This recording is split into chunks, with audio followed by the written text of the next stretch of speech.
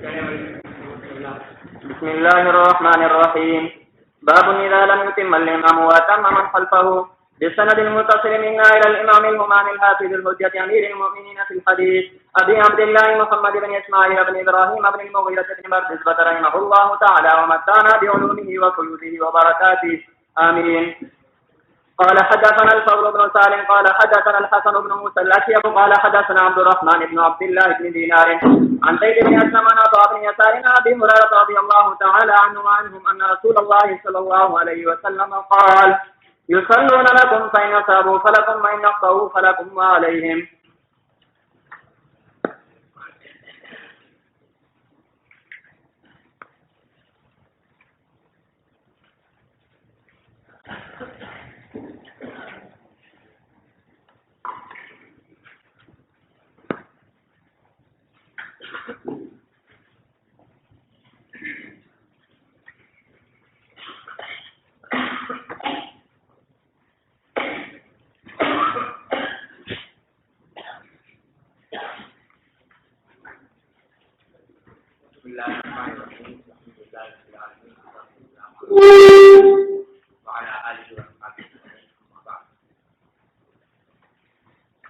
جو باب ہے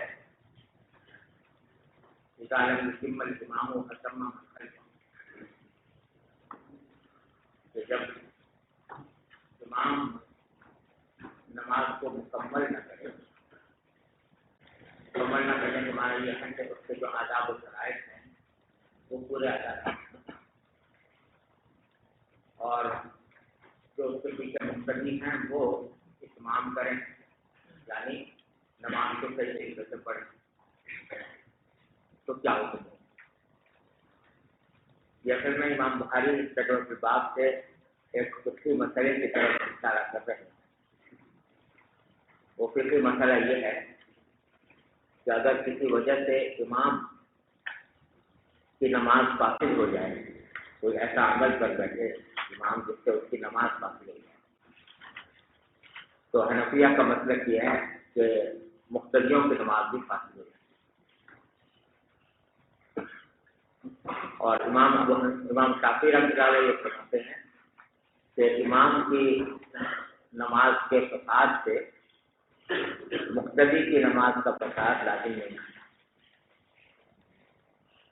اگر مقتدی نے کوئی مقتد صلاۃ عمل نہیں کیا تو محض امام کے نماز کے فاسد ہو جانے کی وجہ سے اس کی نماز فاسد نہیں ہے۔ مثلا نماز پڑھاتے ہوئے امام کو حدث لاحق ہو گیا تو امام کی نماز فاسد ہو گئی، لیکن مقتدیوں کو حدث لاحق نہیں ہوا، تو امام ابو حنیفہ کے نزدیک تو جب امام کو فاسد ہوئی تو اس کے ساتھ ساتھ مقتدیوں کو بھی فاسد ہو گئی، لیکن امام شافعی رحمۃ اللہ علیہ فرماتے ہیں کہ مقتدیوں کی فاسد نہیں، بلکہ اگر امام نماز پوری کر لے اسی حالت میں تو مقتدیوں کی نماز ہو جائے اور اعادہ صرف امام پر واحد ہے۔ یہ تو حدث کی مثال ہے۔ فرض کرو کہ اس نے کوئی عمل کثیر کر لیا، امام نے عمل کثیر کی وجہ سے اس کی نماز فاسد ہو گئی، لیکن مقتدیوں نے عمل کثیر نہیں کیا تو وہ کہتے ہیں کہ مقتدیوں کی فاسد نہیں ہوگی، ان کی نماز ہو جائے گی، صرف امام کو اعادہ کرنا ہوگا۔ سمجھ گیا نا؟ امام مالک رحمۃ اللہ علیہ کا مسلک یہ ہے کہ حدث کی صورت میں تو وہ امام شافعی کے مسلک کے قائل ہیں، یعنی وہ فرماتے ہیں کہ اگر حدث لاحق ہو گیا تو امام کو لاحق ہوا، مقتدیوں کو نہیں ہوا، تو صرف امام کی فاسد ہوگی، مقتدیوں کی نہیں ہوگی۔ لیکن باقی مقتدات میں وہ حنفیہ کے ساتھ ہیں۔ دوسرے مقتدات میں سے اگر کوئی مقتد عمل پایا گیا امام کی طرف سے تو اس صورت میں وہ کہتے ہیں کہ مقتدیوں کی بھی فاسد ہوگی۔ تو وہ امام بخاری رحمۃ اللہ علیہ کا مسلک بظاہر امام شافعی کے ساتھ متفق ہے، اور ان کی تائید کرنے کے لیے امام بخاری نے یہ باب قائم کیا ہے کہ امام کی نماز کے فساد سے مقتدی کی نماز کا فساد لازم نہیں آتا جب تک کہ مقتدی نے کوئی عمل نفل نہ کیا۔ اور اس مسئلے پر استدلال کیا ہے حضرت ابو ہریرہ رضی اللہ عنہ کی حدیث سے ان رسول اللہ صلی اللہ علیہ وسلم قال، آپ نے فرمایا کہ یصلون لکم، کہ وہ ائمہ جو ہیں وہ تمہیں نماز پڑھائیں گے، فإن أصابوا فلکم، اگر انہیں ٹھیک نماز پڑھائی تو تمہارے لیے ہے وہ، یعنی وہ نماز تمہاری بھی ہو گئی، ان کی بھی ہو گئی، وإن أخطأوا، اور اگر انہوں نے غلطی کی فلکم علیہ، تو تمہارے لیے نماز تمہارے حق میں ہوگی، ان کے خلاف ہوگی، یعنی تمہیں اجر ملے گا اور ان کو گناہ ہوگا، یہ معنی فلکم علیہ۔ تو اس سے وہ نتیجہ نکال رہے ہیں امام شافعی اور امام بخاری رحمۃ اللہ علیہ کہ اگر انہوں نے کوئی ٹھیک عمل کیا تب تو نمازیں دونوں کی درست ہو گئی، امام کی بھی اور مقتدی کی بھی، لیکن اگر کوئی غلطی کی نماز میں تو فلکم، مقتدی سے کہا جا رہا ہے کہ وہ نماز تمہاری ہو گئی، وعلیہم، اور ان کے خلاف ہوئی، یعنی ان کی نماز نہیں۔ یہ تفصیل کر رہے ہیں امام بخاری اور مسلم۔ حنفیہ کہتے ہیں کہ امام کی نماز کے فساد سے مقتدی کی نماز کا فساد لازم آ جاتا ہے، جس کی دلیل یہ ہے کہ انما جعل الامام لیؤتم، یہ حضور اکرم صلی اللہ علیہ وسلم کا ارشاد ہے، کلیہ قاعدہ آپ نے بیان فرمایا کہ امام بنایا ہے اس لیے کیا ہے کہ اس کی قضا کی جائے۔ تو جب امام جو ہے وہ امام نہ رہا، یعنی جب نماز نہ رہی تو امام بھی نہ رہا، تو مقتدی قضا قائم کرے۔ تو انما جو امام لیؤتم بھی سے یہ نتیجہ نکل رہا ہے کہ اگر امام کی نماز فاسد ہے تو مقتدی کی بھی فاسد ہے۔ اسی طرح دوسری حدیث میں نبی کریم صلی اللہ علیہ وسلم نے ارشاد فرمایا جو آپ ترمذی میں پڑھے تھے کہ امام الغامل، امام جو ہے وہ غامل، تو غامل ہونے کے معنی یہی ہے کہ وہ اگر وہ خود اس کی نماز فاسد ہو گئی ہے تو وہ کیسے غامل بن سکتا ہے اپنے مقتدیوں کی نمازوں پر۔ اس بات سے ہم یہ کہتے ہیں کہ نماز فاسد ہو جاتی ہے مقتدیوں کی بھی۔ اور یہ جو حدیث ہے یہ در حقیقت پوری طریقے سے یہاں پر روایت ہے کہ امام بخاری نے، اس کا جو سیاق ہے وہ یہ ہے کہ نبی کریم صلی اللہ علیہ وسلم نے یہ پیشین گوئی فرمائی تھی کہ میرے بعد کچھ ائمہ ایسے آئیں گے، حکمران ایسے آئیں گے جو نمازوں میں تاخیر کیا، یعنی وقت گزار کر گے، جیسے کہ بنو امیہ کے زمانے میں ہوتا تھا کہ جو حجاج بن یوسف یا زیاد بن ابی سفیان، یہ جو لوگ جو تھے یہ بڑے لمبے خطبے دیا کرتے، اور خطبے اتنے لمبے ہوتے تھے کہ اس کے بعد اوقات ظہر کی نماز کا وقت نکل جاتا۔ تو آپ نے یہ پیشین گوئی فرمائی تھی کہ کچھ ائمہ ایسے آئیں گے جو اپنے یؤخرون الصلاۃ عن وقتها، تو نماز کو اپنے وقت سے مؤخر کرتے ہیں، مثلا جمعہ کی نماز ہے اور انہوں نے اپنے وقت سے مؤخر کر دی، ظہر کا وقت گزر گیا، تو اس پر آپ نے فرمایا تھا کہ اگر انہوں نے صحیح وقت میں پڑھی نماز تو تمہارے لیے ہے، وہی اخطأوا، اور اگر غلط وقت میں پڑھی تو پھر لکم علیہ، تو تمہارے لیے تو اجر ہوگا، تو پھر تمہارا کوئی اختیار نہیں ہے اور تمہارے کسی عمل کو دخل نہیں ہے اس تاخیر کرنے میں، لہذا تمہارے اوپر تو ثواب ہی ملے گا نماز پڑھنے کا، وعلیہم، اور جو کچھ گناہ ہوگا وہ ان کو۔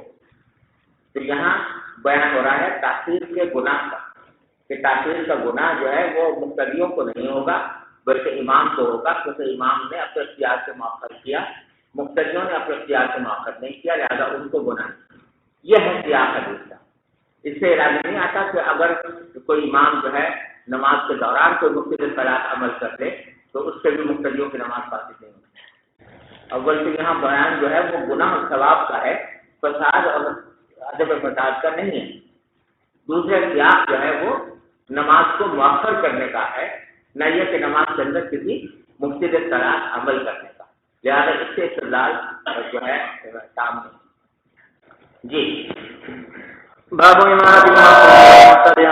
وقال الحسن صلى عليه بدعته. وقال لنا محمد بن يوسف قال حدثنا الأوزاعي قال حدثنا الزهري عن حميد بن عبد الرحمن عن عبيد الله بن أبي بن الخيار أنه دخل على عثمان بن عفان رضي الله تعالى عنه وهو مقصور فقال إنك إمام عامة ونزل بك ما ترى ويصلي لنا إمام فتنة ونتخرج، فقال الصلاة أحسن ما يعمل الناس، فإذا أحسن الناس فأحسن معهم، وإذا أساءوا فاجتنب إساءتهم. وقال الزبيدي قال الزهري لا نرى أن يصلي خلف المخنث إلا من ضرورة لا بد منها. یہ باب ہے اس بیان میں کہ کس کی امامت درست ہے کس کی نہیں. تو فرمایا امامت المفتون والمبتدی.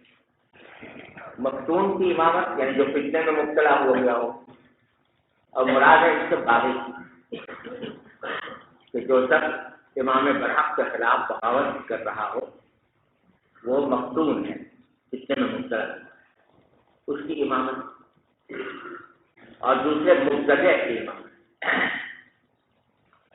مبتدع سے مراد وہ شخص ہے جس کے عقائد جو ہیں وہ اہل سنت والجماعت کے عقائد سے مختلف ہوں، اگرچہ کفر کا فتویٰ اس کے اوپر نہ ہو. کافر نہیں ہے لیکن عقائد اس کے اہل سنت والجماعت کے عقائد سے مختلف ہیں، کچھ اور عقائد رکھتا ہے لیکن وہ عقیدے کفر کے حد تک نہیں پہنچے. اگر کفر کے حد تک پہنچ جائے پھر تو امامت بالکل ہی درست نہیں ہو سکتی، لیکن اگر کفر کے حد تک نہیں پہنچے بلکہ صرف بدعت کی حد تک ہیں اور جو ہے اہل سنت والجماعت سے مختلف ہیں تو اس کے بارے میں باب قائم کیا ہے. اور اس میں حکم یہ ہے اور تقریباً سارے ائمہ کا اس پر اتفاق ہے کہ اپنے اختیار سے تو ایسے شخص کو امام بنانا نہیں چاہیے، اپنے اختیار سے امام نہیں بنانا چاہیے. اور اگر اس بات کا امکان ہے کہ اس کی امامت کو اس کی فضا کو چھوڑ کر کسی صحیح العقیدہ شخص کی امامت میں نماز پڑھنے کا موقع ہے تو پھر اس کے پیچھے نماز مقبول نہیں ہے. پھر جانا چاہیے آدمی کو کسی صحیح العقیدہ آدمی کی فضا. لیکن اگر کوئی اور میسر نہیں ہے امام اور امام کو بدلنے کا اختیار بھی نہیں ہے اور کسی اور جگہ جا کر نماز جماعت سے ملنے کی توقع بھی نہیں ہے تو اس صورت میں اس کے پیچھے پڑھ لینا یہ انفراد سے بہتر ہے، اکیلے پڑھنے سے بہتر ہے. اور اس کے خدا میں جو نماز ادا کی جائے گی وہ نماز ہو جائے گی. یہ حکم ہے دونوں کا، مفتون کا بھی اور مبتدع کا. وقال الحسن، حسن بصری رحمۃ اللہ نے فرمایا کہ صلی وعلیہ بدعت، نماز پڑھ لو تم مبتدع کے پیچھے اور اس کی بدعت جو ہے وہ اسی کے خلاف ہوگی، یعنی اس کے بدعت کا جو گناہ ہے، یہ بدعت کا جو وبال ہے وہ اسی کے اوپر ہوگا اور تم نے جو اس کے پیچھے نماز پڑھی ہے تمہارے اوپر اس کا کوئی گناہ نہیں. وقال لنا محمد بن یوسف حدثنا الاوزاعی قال حدثنا الزهري عن حميد بن عبد الرحمن عن عبد الله بن عدي بن خياط. عبید اللہ بن عدی بن خیاط رحمہ اللہ تعالی یہ فرماتے ہیں کہ میں داخل ہوا حضرت عثمان بن عفان کے پاس جبکہ وہ محصور تھے. حضرت عثمان رضی اللہ عنہ کے آخری عہد خلافت میں جب باغیوں نے حملہ کر دیا تھا حضرت عثمان کے اوپر، مدینہ منورہ کے اوپر، اور حضرت عثمان کا محاصرہ کر دیا تھا اور پانی بھی بند کر دیا تھا اور کہہ رہے تھے کہ آپ مستعفی ہوں خلافت سے اور خود اپنی ان کی جگہ بغاوت کر کے چاہ رہے تھے کہ خود قبضہ کر لیں. اس وقت کی بات ہے. حضرت عثمان بن عفان رضی اللہ عنہ محصور تھے، باغیوں نے ان کا محاصرہ کیا ہوا تھا. تو یہ گئے عبید اللہ بن عدی بن خیاط عثمان کے پاس فقال اور جا کر کہا کہ انک امام و عام بتے، کہ آپ تو سارے لوگوں کے امام ہیں. وہ نظر ابھی کا ماترا، اور آپ کے اوپر وہ آفت آ گئی ہے جو آپ دیکھ رہے ہیں، یعنی یہ کہ باغیوں نے آپ کا محاصرہ کر رکھا ہے. وہ یصلی لنا امام فتنہ، اور چونکہ ان لوگوں نے قبضہ کر لیا تھا سب مسجد نبوی وغیرہ پر بھی، تو امام نماز بھی امامت نبوی میں وہ جو باغیوں کا امام تھا وہ پڑھا، فتنے کا امام جو ہے وہاں پر امامت کر رہا ہے. وہ نتحرج، اور ہم تنگی محسوس کرتے ہیں، یعنی اس باغی کے پیچھے نماز پڑھنے سے دل میں تنگی محسوس کرتے ہیں. فقال، تو اس یعنی پوچھا کہ ہم کیا کریں، اس کے پیچھے پڑھے نماز یا نہ پڑھے، کیا کریں؟ تو اس کا جو جواب دیا حضرت عثمان بن عفان رضی اللہ عنہ نے، یہ خلیفہ راشد ہی کے بیان خاص ہے. فرماتے ہیں کہ الصلاۃ احسن ما یعمل الناس، نماز بہترین وہ عمل ہے جو کوئی انسان کرتے ہیں. فاذا احسن الناس فاحسن ما، تو جب لوگ اچھائی کریں، اچھا کام کریں تو ان کے ساتھ تم بھی اچھا کام کرو. وَإِذَا أَسَاءُوا، اور اگر وہ برا کام کریں فَاجْتَنِبُوا کے ساتھ تو ان کی برائی سے اجتناب کرو. اب یہ اندازہ لگائیے کہ جو ان لوگوں کے بارے میں فرما رہے ہیں جو حضرت عثمان کے خون کے پیاسے ہیں، جنہوں نے محاصرہ کیا ہوا ہے، جنہوں نے پانی بند کر رکھا ہے حضرت عثمان، اور جن کے بارے میں ہر آن یہ خطرہ ہے کہ کسی وقت بھی یہ حملہ آور ہو کر حضرت عثمان کو شہید کر دیں گے اور بلاخر شہید کیا گیا. ان لوگوں کے بارے میں بھی جب یہ پوچھا گیا کہ آیا ان کے پیچھے نماز پڑھوں کہ نہ پڑھے، تو جذبات سے بالکل ماورا ہو کر جو شریعت کا حکم تھا وہ بتایا کہ اگر ٹھیک ہے تو غلط کام کر رہے ہیں یہ لوگ، لیکن اگر کوئی اچھا کام کرے تو ان کا ساتھ دو. نماز کیونکہ اچھا کام ہے تو ساتھ کرو، کوئی نہیں. ہاں البتہ جب کوئی برائی کرے تو اجتناب کرو. یہ ہے اعتدال اور توازن جو شریعت کا مزاج غزالی ڈالنا امتم وسط. تو یہ نہیں کہا کہ کیونکہ کوئی اور ہوگا تو کہتا بھائی یہ تو باغی ہیں، یہ تو کیا نام ہے نافرمان ہیں، لہٰذا ان کے پیچھے نہ پڑھو، فتویٰ دے دو کہ ان کے پیچھے نماز نہیں، اور اس کے نتیجے میں لوگ جو ہیں وہ ان کے خلاف کھڑے. اور حضرت عثمان کو تو یہ حق بھی حاصل تھا پورا کہ وہ ان کا مقابلہ کرتے تلوار سے، اس لیے کہ بغاوت کرنے والے تھے. اور کہا بھی کیا حضرت عثمان سے کہ آپ حکم دیں تو ان کو بزور اور بزور طاقت جہاں سے ہٹا دیا جائے. لیکن حضرت عثمان نے فرمایا کہ میں نہیں چاہتا کہ مسلمانوں کے درمیان پہلا تلوار چلانے والا میں، مسلمانوں کے درمیان ابھی تک آپس میں کوئی تلوار نہیں چلی، تو میں نہیں چاہتا کہ میں پہلا وہ شخص بنوں کہ جو مسلمانوں کو تلوار اٹھائے. تو باوجود اس کے کہ اتنے زبردست ان لوگوں نے ظلم کیا تھا حضرت عثمان رضی اللہ عنہ کے اوپر، اس کے باوجود حضرت عثمان نے نہ تلوار اٹھانے کا ارادہ ظاہر فرمایا اور نہ یہ کوئی ایسا فیصلہ فرمایا کہ بھائی ان کے پیچھے نماز نہ پڑھو، یہ اس طرح کا قطع تعلق کر لو. یہ مقام ہے خلیفہ راشد کا، اور یہی دین کا مزاج ہے کہ ہر چیز کو اس کے مقام پر رکھا جائے. جس درجے کا جس سے اختلاف ہے اس کو اسی درجے میں رکھا جائے، اس سے آگے نہ بڑھائے. چلیے آگے فرماتے وقال الزبیدی قال الزہری لا نرى ان يصلى خلف المخنث. کہ ہماری خیال یہ ہے کہ کسی مخنث کے پیچھے نہیں پڑھنی چاہیے نماز الا من ضرورت لا بد منها، بغیر ضرورت. یہ مخنث کی ہوتی ہے تین قسم. ایک تو مخنث ہوتا ہے جو حقیقی معنی میں خنثی، یعنی جس کے اعضاء مخصوصہ مردانہ بھی ہوں زنانہ بھی ہوں، ایسے ہوتے ہیں، ان کو خنثی کہا جاتا ہے. ان کی امامت کو کسی حال بھی جائز نہیں، کیونکہ ان میں عورت ہونے کا بھی احتمال ہے اور عورت کی امامت ہوتی نہیں. تو اس بات سے ان کی امامت کو کسی بھی حال جائز نہیں، یہاں تک کہ خنثی کی امامت بھی نہیں کر سکتا، کیونکہ اس میں احتمال ہے کہ جو امامت کر رہا ہو وہ عورت ہو اور جو اقتدا کر رہا ہو وہ مرد ہو. اس واسطے خنثی کی امامت کی جائز بھی جائز نہیں، خنثی کے ساتھ امامت بھی جائز نہیں. دوسری قسم مخنث کی وہ ہوتی ہے کہ جو درحقیقت خنثی نہیں ہوتے، عورتیں ہوتی ہیں، مرد ہوتے ہیں لیکن اپنے آپ کو عورت ظاہر کرتے،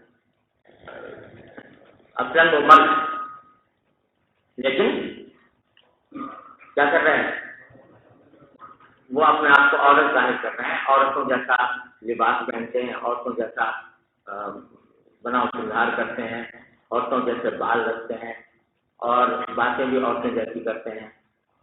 یہ مخنث جو ہیں یہ فاسق ہیں، اور ان کی امامت جو ناجائز ہے وہ فاسق ہونے سے، سمجھے نا. یہ امام زوری انہیں کے بارے میں کہ مخنث کے پیچھے نماز نہیں پڑھ سکتے، نہیں پڑھنی چاہیے کیونکہ وہ فاسق ہیں. الا بالضرورت لا بد منها، سمجھے نا. ہاں اگر کوئی ضرورت ایسی ہو گئی کہ اس کے بغیر چارہ نہیں، کوئی مخنث جو ہے وہ امام بن گیا، یعنی حکمران بن گیا اور خود امامت کر رہا ہے، تو کوئی راستہ نہیں اس کو ہٹانے کا، اس واسطے ضروری ہو گیا تو پڑھ لے اس کے پیچھے. اور تیسری قسم مخنث کی وہ ہے کہ جو مرد ہوتے ہیں اور بتکلف اپنے آپ کو عورت ظاہر نہیں کرتے، لیکن ان کی آواز، ان کی اداؤں میں عورتوں جیسا انداز ہوتا ہے، تو وہ بیچارے معذور ہیں، اور کیونکہ اپنے اختیار سے انہوں نے نہیں کیا، لہٰذا ان کی امامت چاہیے۔ چلیے۔ وبه قال حدثنا محمد بن عبان قال حدثنا منذر عن شعبة عن ابي التياح انه سمع انس بن مالك رضي الله تعالى عنه انه قال قال النبي صلى الله عليه وسلم لابي ذر اسمع واطع ولو لحبشي كان راسه زبيبا، یعنی آپ نے ہم سے گزر کو یہ فرمایا تھا کہ تم سمر و سعاد سے کام لینا، جو بھی امیر بنا دیا جائے تمہارے اوپر، چاہے اس کا سر جو ہے وہ کشمش جیسا ہو، حبشی ہو، اس کا سر کشمش جیسا ہو، جس کو عام طور سے لوگ پسند نہیں کرتے، وہ بھی اگر امام بن جائے تو یعنی حکمران بن جائے، امیر بن جائے تو اس کی اطاعت کرنا۔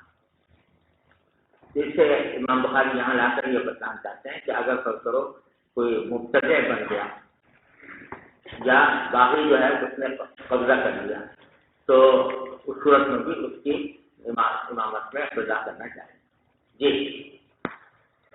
باب يقوم عن يمين الامام بحذائه سواء اذا كان اثنين، وبه قال حدثنا سليمان۔ دو مرتبہ دو آدمی نماز پڑھ رہے ہیں تو جو مقتدی ہے وہ امام سے دائیں جانب کھڑا ہوگا، جو بتلانا چاہتے ہیں۔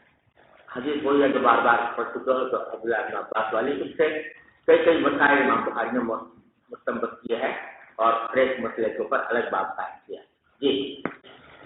وبه قال حدثنا سليمان بن حرب قال حدثنا شعبة عن الحكم قال سمعت سعيد بن جبير عن ابن عباس رضي الله تعالى عنهما قال بت في بيت خالتي ميمونة فصلى رسول الله صلى الله عليه وسلم العشاء ثم جاء فصلى 4 ركعات ثم نام ثم قام فجئت فقمت عن يساره فجعلني عن يمينه فصلى 5 ركعات ثم صلى ركعتين ثم نام حتى سمعت خطيته او قال خطيته ثم خرج الى الصلاة۔ باب اذا قام رجل عن يسار الامام فحوله الامام الى يمينه لم تبطل صلاتهما۔ وبه قال حدثنا احمد قال حدثنا ابن وهب قال حدثنا عمرو بن عبد ربه بن سعيد عن مخرمة بن سليمان عن قريب مولى بن عباس عن ابن عباس رضي الله تعالى عنهما وعنهم قال نمت عند ميمونة والنبي صلى الله عليه وسلم عندها تلك الليلة فتوضأ ثم قام يصلي فقمت عن يساره فأخذني فجعلني من يمينه فصلى 13 ركعة ثم نام حتى نفع وكان إذا نام نفع ثم أتاه المؤذن فخرج فصلى ولم يتوضأ۔ قال عمرو فحدثت به بكير فقال حدثني قريب بذلك۔ باب إذا لم يلي الإمام أن يؤم ثم جاء قوم فأمهم۔ وبه قال ایک شخص جب میں نماز پڑھنے کھڑا ہوا تھا اس وقت وہ اکیلا ہی تھا اور اس کا ارادہ نہیں تھا کہ کسی کی امامت کرے، پیچھے سے کوئی آدمی آ کے اس کے پیچھے کھڑا ہو گیا، اس وقت وہ اگر نیت کر دے خدا تو کوئی حرج نہیں ہے، اس میں نماز ہو جائے۔ جیسے کہ عبداللہ بن عباس شروع میں نبی کریم صلی اللہ علیہ وسلم تہجد کی نماز پڑھنے کے لیے کھڑے ہوئے تھے، اس وقت آپ کا مقصد خدا کسی کی امامت کرنا نہیں تھا، تنہا نماز پڑھ رہے تھے، لیکن پیچھے سے عبداللہ بن عباس آ گئے تو آپ نے نماز کو جاری رکھا۔ تو معلوم ہوا کہ بیچ میں اگر کوئی آدمی آ کر خدا کر لے تو اس وقت امامت کی نیت کر لینے سے نماز ہو جاتی ہے دونوں۔ جی۔ وبه قال حدثنا مسدد قال حدثنا اسماعيل بن ابراهيم عن ايوب عن عبد الله بن سعيد بن جبير عن ابي عن ابن عباس رضي الله تعالى عنهما وعنهم قال بت عند خالتي ميمونة فقام النبي صلى الله عليه وسلم يصلي من الليل فكنت اصلي معه فقمت عن يساره فاخذ براسي وقامني عن يمينه۔ باب اذا طول الامام وكان للرجل حاجة فخرج وصلى۔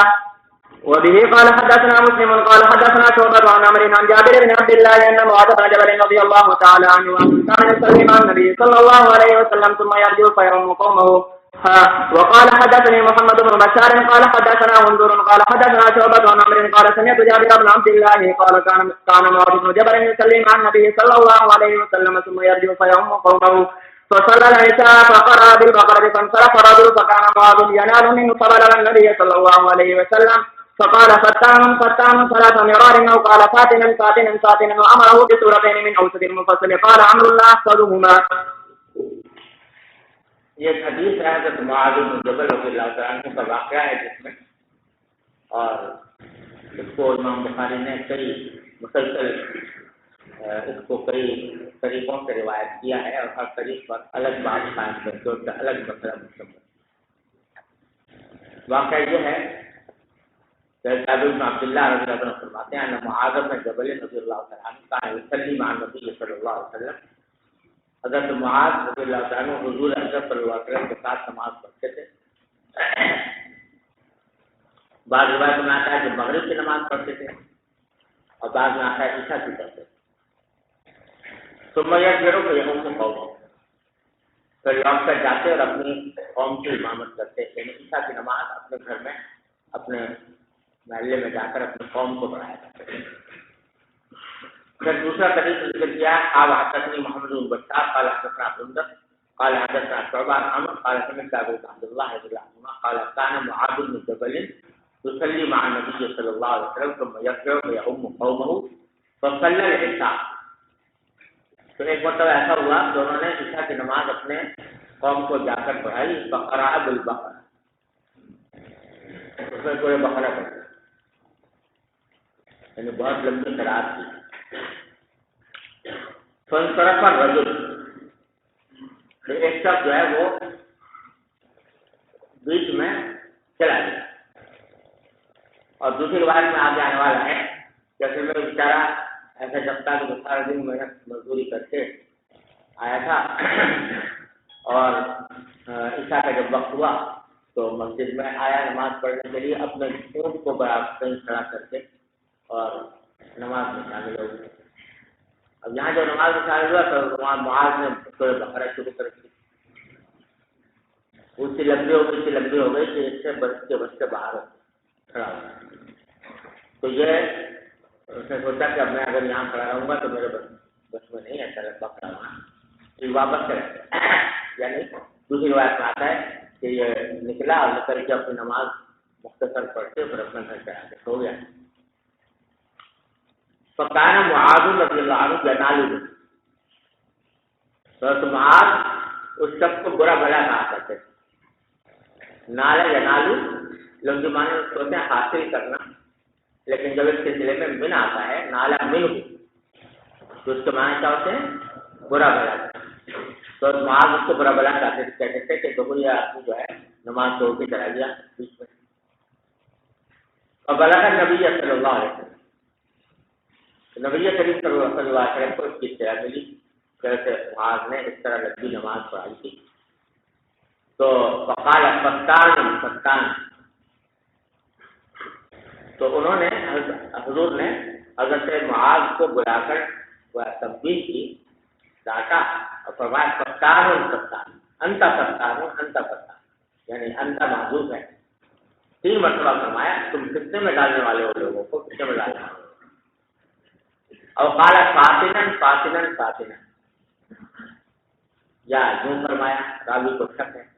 فاتنا منصوب ہے پہلے معذور کی وجہ سے، کنتا فاتن، تو تم نے عمل جو کیا تو اس میں تم کتنا پیدا کرنے والے تھے.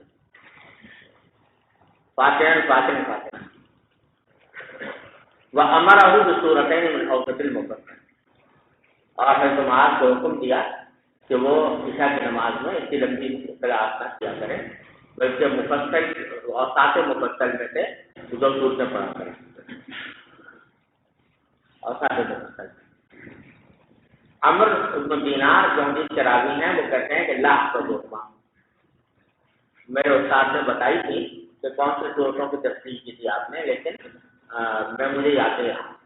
آگے روایتوں میں آتا ہے کہ آپ نے توقیف فرمائی تھی سبح اسم ربک الاعلی والشمس والضحیٰ، کہ یہ صورتیں پڑھا کرو سبح اسم ربک الاعلی والشمس والضحیٰ. اتنی لمبی جو تم نے نماز پڑھ لی، سورہ بقرہ پوری کرنی شروع کر دی.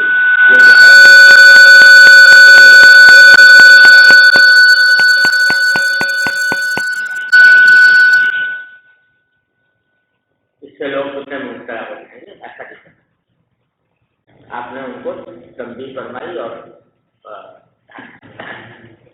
یہاں جو امام بخاری مسئلہ بیان کر رہے ہیں اس باب اس حدیث سے جو مسئلہ نکالا ہے وہ ایک، اگر امام بہت تکمیل کرتے اور وقال رجل حاجت، اور کسی آدمی کو مقتدی کو کوئی حاجت ہو جلدی جانے کی، فخرج وصلی، تو وہاں سے وہ نکل جائے اس کی امامت سے اور خود اپنی نماز پڑھ لے، تو یہ ایسا کرنا چاہے. अरे समझे ना, वजह उसकी यह है कि जब नबी करीम सल्लल्लाहु अलैहि वसल्लम को इस वाक़े की इत्तला मिली तो आपने हज़रत मुआज़ को तो तंबीह फरमाई, लेकिन जो निकल कर चला गया था उस पर कोई नकीर नहीं फरमाई। तो मालूम हुआ कि अगर कभी ऐसी सूरत हाल पेश आ जाए कि कोई आदमी गया लेकिन इमाम ने ज़रूरत से ज़्यादा तकमील कर ली है जो नाकाबिले बर्दाश्त हो गई, तो उस सूरत में इमाम मुक्तदी के लिए जायज़ है तो वो वहाँ से इमाम की नमाज ख़त्म कर दे और फिर अपनी नमाज पढ़े।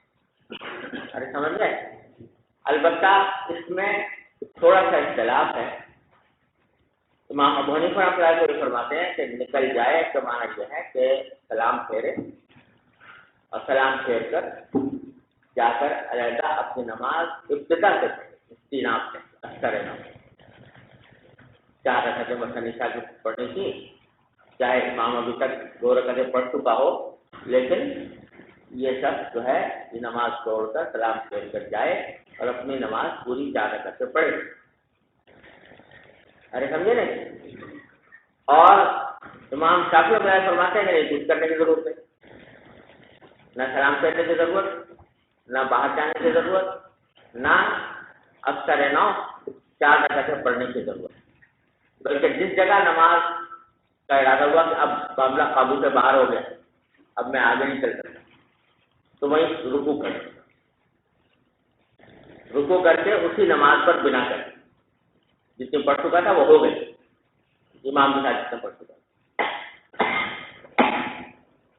वहीं पर रुकू करे, रुकू सजदा करके कसरत पूरी करे और बिना करे उसके ऊपर। ये इमाम शाफी का मसला है।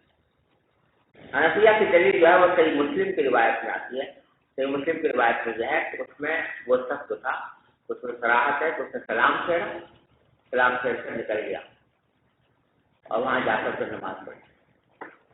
तो इससे इमाम शाफी के मसलक के खिलाफ हज्जत मिलती है, क्योंकि इमाम शाफी तो कहते हैं सलाम फेरने की जरूरत नहीं है, वही रुकू करना, लेकिन वहाँ सलाम फेरने की तस्रीह है, तो इससे मालूम हुआ कि सलाम फेरना लोग समझ गया भाई। चलिए باب تخفيف الإمام في القيام وإتمام الركوع والسجود. وبه قال حدثنا أحمد بن يونس قال حدثنا زهير قال حدثنا إسماعيل قال سمعت قيسا قال أخبرني أبو مسعود رضي الله تعالى عنه وعنهم أن رجلا قال والله يا رسول الله إني لا أتأخر عن صلاة الغداة من أجل فلان مما يثير بنا فما رأيت رسول الله صلى الله عليه وسلم فيما وجدت أشد غضبا منه يومئذ. ثم قال إن منكم منفرين فأيكم ما صلى بالناس فليتجوز فإن فيهم الضعيف والكبير وذا الحاجة. بسم الله الرحمن الرحيم. باب إذا صلى لنفسه فليطول ما شاء. وبالسند المتصل منا إلى الإمام الحافظ محمد بن إسماعيل البخاري رحمه الله تعالى ومتعنا بعلومه وفيوضه وبركاته آمين. قال حدثنا عبد الله بن يوسف قال أخبرنا مالك عن أبي الزناد عن الأعرج عن أبي هريرة رضي الله عنه أن رسول الله صلى الله عليه وسلم قال إذا صلى أحدكم للناس فليخفف فإن فيهم الضعيف والسقيم والكبير وإذا صلى أحدكم من نفسه فليطول ما شاء. یعنی جب امام بنے تو تخفیف سے کام لے، لمبی قرات وغیرہ نہ کرے، اس واسطے تو اس میں نماز میں کمزور لوگ بھی ہوتے ہیں، بیمار بھی ہوتے ہیں، بڑے بوڑھے بھی ہوتے ہیں، ان کی رعایت کرنی چاہیے اور اس میں آدمی کو تصویر نہ کرے. لیکن جب تنہا پڑھ رہا ہو تو جس میں چاہے لمبا پڑھے، اس میں کسی کو تکلیف پہنچنے کا احتمال نہیں ہے. آج کل معاملہ الٹا ہو گیا، امامت میں تو لمبی چوڑی اور خود جو ہے وہ فٹافٹ. تو ایسا نہیں کرنا چاہیے، بلکہ امام پڑھنے کے ہونے کی حالت میں تخفیف سے کام لینا چاہیے. لیکن تخفیف کا مطلب سمجھ لیجیے، تخفیف کا معنی یہ ہے کہ جو مصنون مقدار ہے قرات اس سے زیادہ نہیں. سوال مفصل فجر میں، اوقات مفصل عصر میں شامل ہے نا، قصار مفصل مغرب میں، اس سے زیادہ لمبا رہتا ہے. یہ ہے مخصوص تخفیف کا. البتہ رکوع اور سجدے میں مناسب مقدار تک ٹھہرنا یہ تخفیف کے خلاف ہے. اسی طرح اگر اس فجر میں کوئی سوال پڑھ رہا ہے تو اس کو اوپر اعتراض بات لوگ کریں کہ بھائی یہ تو لمبی قرات کرنا ہے، یہ بھی غلط ہے. جو مسنون مقدار ہے وہ تو کرنی ہے. ہاں البتہ پڑھنے کا انداز ایسا ہو جو اس میں رواں پڑھا جائے، اس میں بہت زیادہ دیر تک لمبی قرات بھی ہو والی مفصل والی، تب بھی رواں پڑھا جائے. یہ نہ ہو کہ ساری اس میں قرات ایسا اسی میں ظاہر کرے آ رہے اس وقت. تو یہ بات تھی. جی استاد جی، قوم و جلسہ کے درمیان جو مسنون دعائیں ہے یہ جماعت کے اندر جائز ہے ہمارے مذہب میں یا تخفیف کرنی چاہیے اس میں؟ اصل میں امام ابو حنیفہ کی طرف یہ منسوب ہے کہ وہ کہتے ہیں کہ یہ اذکار جو ہے قوم جلسے سے یہ فرائض میں نہ پڑھے جائیں بلکہ نوافل میں پڑھے. لیکن اس بات کو امام ابو حنیفہ بھی مانتے ہیں کہ وقفہ ہونا چاہیے قومے میں بھی اور جلسے میں، سمجھے نا. اور صحیح حدیث سے ثابت ہے کہ رسول کریم صلی اللہ علیہ وسلم کتنا وقفہ کرتے تھے قوم اور جلسے میں کہ جتنا تقریباً رکوع کیا ہے اتنا ہی قومہ، جتنا سجدہ کیا ہے اتنا ہی جلسہ تقریباً. تو اس بات سے ہمارے متاثرین نے یہ فرمایا، خاص طور سے شاہ صاحب رحمۃ اللہ علیہ، کہ کیونکہ یہ وقفہ بلا خلاف مسنون ہے، اس واسطے اس میں پڑھ لینے میں بھی کوئی حرج نہیں، فرائض میں بھی پڑھ لینے میں کوئی حرج نہیں، تاکہ اتنا وقفہ ہو جائے. جی باب من شكا امامه اذا طول. وقال ابو سعيد رضي الله عنه طولت بنا يا بني. اب یہاں یہ کہنا چاہتے ہیں کہ امام اگر تکمیل کرے تو غیر مسنون ہے، تو کسی کے پاس جا کر اس کی شکایت کرنے میں کوئی حرج نہیں. کوئی سمجھے کوئی امام کی شکایت کرنے سے تو قیامت آ جائے گی، تو یہ بات صحیح نہیں ہے. قیامت وہ کچھ بھی نہیں آئے گی. اگر وہ شکایت کرے تو جا کر شکایت کر سکتا ہے کسی بڑے کے پاس. اور حضرت ابو سعید رضی اللہ تعالیٰ کے بیٹے نے ایک دن نماز پڑھائی لمبی چوڑی، تو آپ نے فرمایا اس کو تنبیہ کرتے ہوئے کہ ابل کا بنا یا تو نہیں، بیٹا تمہیں نماز بڑی لمبی کر. جی وبه قال حدثنا محمد بن يوسف قال حدثنا محمد ابن کیوں ہو گیا؟ محمد بن محمد بن ہاں. وبه قال حدثنا محمد بن يوسف قال حدثنا سفيان عن اسماعيل بن ابي خالد عن قيس بن ابي حازم عن ابي مسعود رضي الله عنه قال قال رجل يا رسول الله اني لا اتاخر عن الصلاه في الفجر مما يطيل بنا فلان فيها، فغضب رسول الله صلى الله عليه وسلم ما رايته غضب في موعظه كان اشد غضبا منه يومئذ، ثم قال يا ايها الناس ان منكم منافقين فمن اما منكم الناس فليتجوز فان خلفه الضعيف والكبير وذا الحاجه.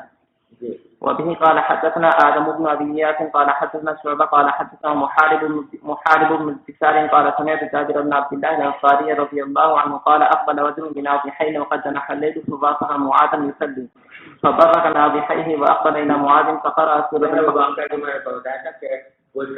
معاذ کے واقعے میں اقبل رجل بناضحين دو اونٹ لے کر آیا تھا بیچارہ کہیں سے اپنے خدمت کو خراب کرتا ہوا. وقد جنح الليل رات جو ہے وہ مائل ہو چکی تھی، ڈوب چکی تھی، مطلب رات خاصی ہو گئی. فواقف معاذ يصلي، تو وہ حضرت معاذ کے پاس پہنچا اچانک اتفاقاً جب کہ وہ نماز پڑھ رہے تھے. فبرکہ ناضحہ، اس نے اپنے اونٹوں کو بٹھایا، واقبل علی معاذ، اور معاذ کی طرف آ گیا نماز پڑھنے. جی فقرأ سورة البقرة عن النساء فانطلق الرجل وبلغه أن معاذا نال منه فأتى النبي صلى الله عليه وسلم فشكى إليه معاذا فقال النبي صلى الله عليه وسلم يا معاذ أفتان أنت وقال أفاتن أنت 3 مرات فلولا صليت بسبح اسم ربك الأعلى والشمس وضحاها والليل إذا يغشى فإنه يصلي وراءك الكبير والضعيف وذو الحاجة. أحسب هذا في الحديث وتابعه سعيد بن مسروق ومسلم والشيباني وقال عمرو وعبيد الله بن مسلم وأبو الزبير عن جابر قرأ معاذ في العشاء بالبقرة وتابعه الأعمش عن المحارب. وباب الإجازة في الصلاة وإكمالها. وبه قال حدثنا أبو معمر قال حدثنا عبد الوارث قال حدثنا عبد العزيز عن أنس بن مالك رضي الله عنه أنه قال قال النبي صلى الله عليه وسلم يجيز الصلاة ويكملها. يجيز الصلاة یعنی اختصار کے ساتھ پڑھتے تھے لیکن صلاۃ مکمل بھی ہوتی تھی. مگر کہ مختصر کرنے اور تخفیف کرنے کا معنی یہ نہیں ہے کہ نماز کے ارکان میں کوئی کمی کرے. ارکان جتنے ہیں وہ مطلب سنت کے مطابق ان کو ادا کرنا یہ تو ضروری ہے، لیکن ایجاز میں اور اکمال میں کوئی تعارض نہیں، اکمال بھی ہے اور ساتھ ساتھ ایجاز بھی ہے.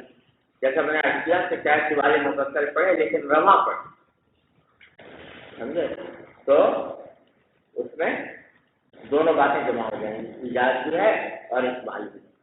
جی. باب من أخف الصلاة عند بكاء الصبي. وبه قال حدثنا إبراهيم بن موسى قال حدثنا الوليد بن مسلم قال حدثنا أوزاعي عن يحيى بن أبي كثير عن عبد الله بن أبي قتادة عن أبي قتادة رضي الله عنه عن النبي صلى الله عليه وسلم قال إني لا أقوم في الصلاة يريد أن أطول فيها فأسمع بكاء الصبي فأتجوز في صلاتي كراهية أن أشق على أمي. تابعه بشر بن بكر وبقية وابن المبارك عن الأوزاعي. ابو قتادہ روایت کرتے ہیں نبی کریم صلی اللہ علیہ وسلم سے کہ آپ نے فرمایا کہ میں نماز میں کھڑا ہوتا ہوں اور میرا ارادہ ہوتا ہے کہ ذرا لمبا پڑھوں، لیکن میں سن لیتا ہوں کسی بچے کا رونا تو اپنی نماز میں تخفیف کر دیتا ہوں، اس بات کو ناگوار سمجھتے ہوئے کہ میں مشقت میں ڈال دوں. اس کی مائیں آتی تھیں اپنے بچوں کو لے کر آ جاتی تھیں، تو اب بچہ رونے لگا تو آپ فرماتے ہیں کہ میں اپنے قرآن میں تخفیف کر لیتا ہوں ایسے معاملے پر، تاکہ عورت جو ہے بیچاری وہ اپنے بچے کی وجہ سے فتنے میں مبتلا نہ ہو. اب اندازہ کیجیے کتنی رعایتیں کی ہیں شریعت نے دوسروں کو تکلیف سے بچانے. جسمانی تکلیف، اب یہاں عورت کو جسمانی تکلیف تو کوئی نہیں پہنچ رہی، لیکن ذہنی تشویش میں مبتلا ہو جائے گی، بیچاری بے چین ہو جائے گی کہ میرا بچہ رو رہا ہے کس طرح سے. تو آپ نے اس کو اس سے بچانے کے لیے نماز میں کبھی کرتی، نماز کی قرات میں کبھی کرتی. جی. وبه قال حدثنا خالد وبه قال حدثنا خالد بن مخلد قال حدثنا سليمان بن بلال قال حدثنا شريك بن عبد الله قال سمعت انس بن مالك رضي الله عنه يقول ما صليت وراء امام قط وخف صلاه ولا اتم من النبي صلى الله عليه وسلم وان كان لا يسمع بكاء الصبي فيخف مخافه ان تفتن امه. وبه قال حدثنا علي بن عبد الله قال حدثنا يزيد بن زريع قال حدثنا سعيد قال حدثنا قتادة أن أنس بن مالك رضي الله عنه حدثه أن نبي الله صلى الله عليه وسلم قال إني لأدخل في الصلاة وأنا أريد إطالتها فأسمع بكاء الصبي فأتجوز في صلاتي مما أعلم من شدة وجد أمه من بكائه. وبه قال حدثنا محمد بن بشار قال حدثنا ابن أبي عدي عن سعيد عن قتادة عن أنس بن مالك رضي الله عنه عن النبي صلى الله عليه وسلم قال إني لا أدخل في الصلاة فأريد إطالتها فأسمع بكاء الصبي فأتجرد مما أعلم من شدة وجه أمه من بكائه. وقال موسى حدثنا أبان قال حدثنا قتادة قال حدثنا أنس عن النبي صلى الله عليه وسلم مثله.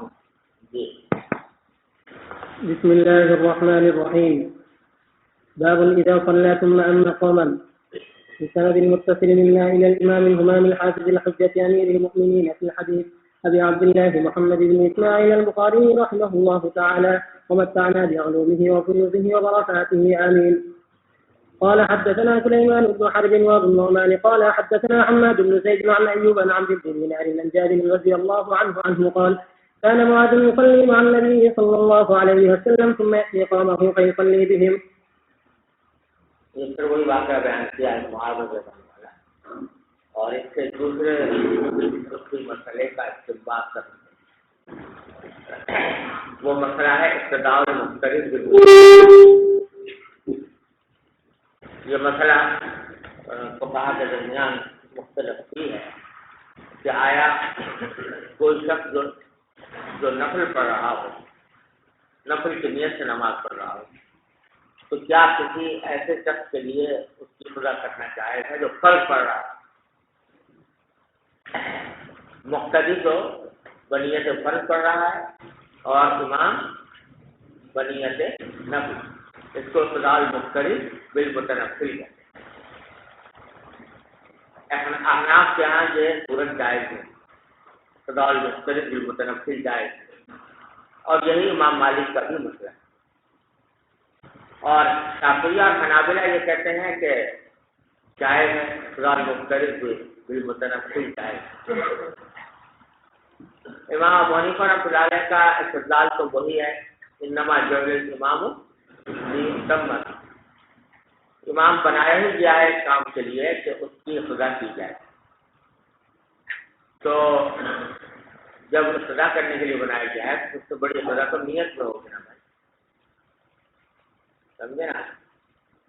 وہ ابتدا کیسی ہو، وہ کیسے ابتدا کہلائے گی کہ جو امام کو جا رہا ہے مشرق میں اور مقتدی جا رہا ہے مغرب میں. امام تو نفلی نیت کر رہا ہے اور مقتدی فرض کی نیت کر رہا ہے، تو اس واسطے کی ابتدا صحیح نہیں ہوگی. جب ابتدا نہیں ہے تو پھر نماز بھی. ارے سمجھو بھائیو. اور دوسرا ابتدا ٹھیک ہے، امام و ضامن. امام ضامن ہے اور یہ قاعدہ ہے کہ اچھا ہی ہدایت تغمن معمول و فوق، کوئی چیز اپنے مافوق کی ضامن نہیں ہو سکتی. تو متنفل جو ہے اس کا درجہ ادنا ہے اور مختلف کا درجہ اعلیٰ ہے. تو جو وہ امام ہے وہ اپنے سے اعلیٰ درجے کا ضامن کیسے ہو. ارے سمجھو بھائیو. اور شافعیہ اور حنابلہ جو مختلف متنفل کے جواز کے قائل ہیں، وہ حضرت معاذ بن جبل رضی اللہ عنہ سے اس واقعے سے استدلال کرتے ہیں. ان کا کہنا یہ ہے کہ حدیث میں یہ آتا ہے کہ حضرت معاذ عشاء کی نماز پڑھ لیتے تھے رسول کریم صلی اللہ علیہ وسلم کے ساتھ، اور پھر آ کر اپنے قوم کو بھی عشاء کی نماز پڑھاتے تھے. تو ظاہر ہے جب عشاء کے فرض پڑھ چکے حضور کے ساتھ تو فریضہ تو ادا ہو گیا. اب جو جا کر پڑھیں گے وہ کیا ہوگی؟ ارے کیا ہوگی؟ نفلی نماز ہوگی. تو وہ خود جو پڑھ رہے ہیں وہ کیسی نماز ہے؟ نفلی. اور مقتدی جو ہے وہ فرض کی سے پڑھ رہے ہیں، تو استدلال مختلف متنفل ہو. سمجھے نا؟ اور نبی کریم صلی اللہ علیہ وسلم نے اس کے اوپر کوئی نفی نہیں فرمائی. تو معلوم ہوا کہ استدلال مختلف متنفل کا ہے. یہ ہے استدلال کی.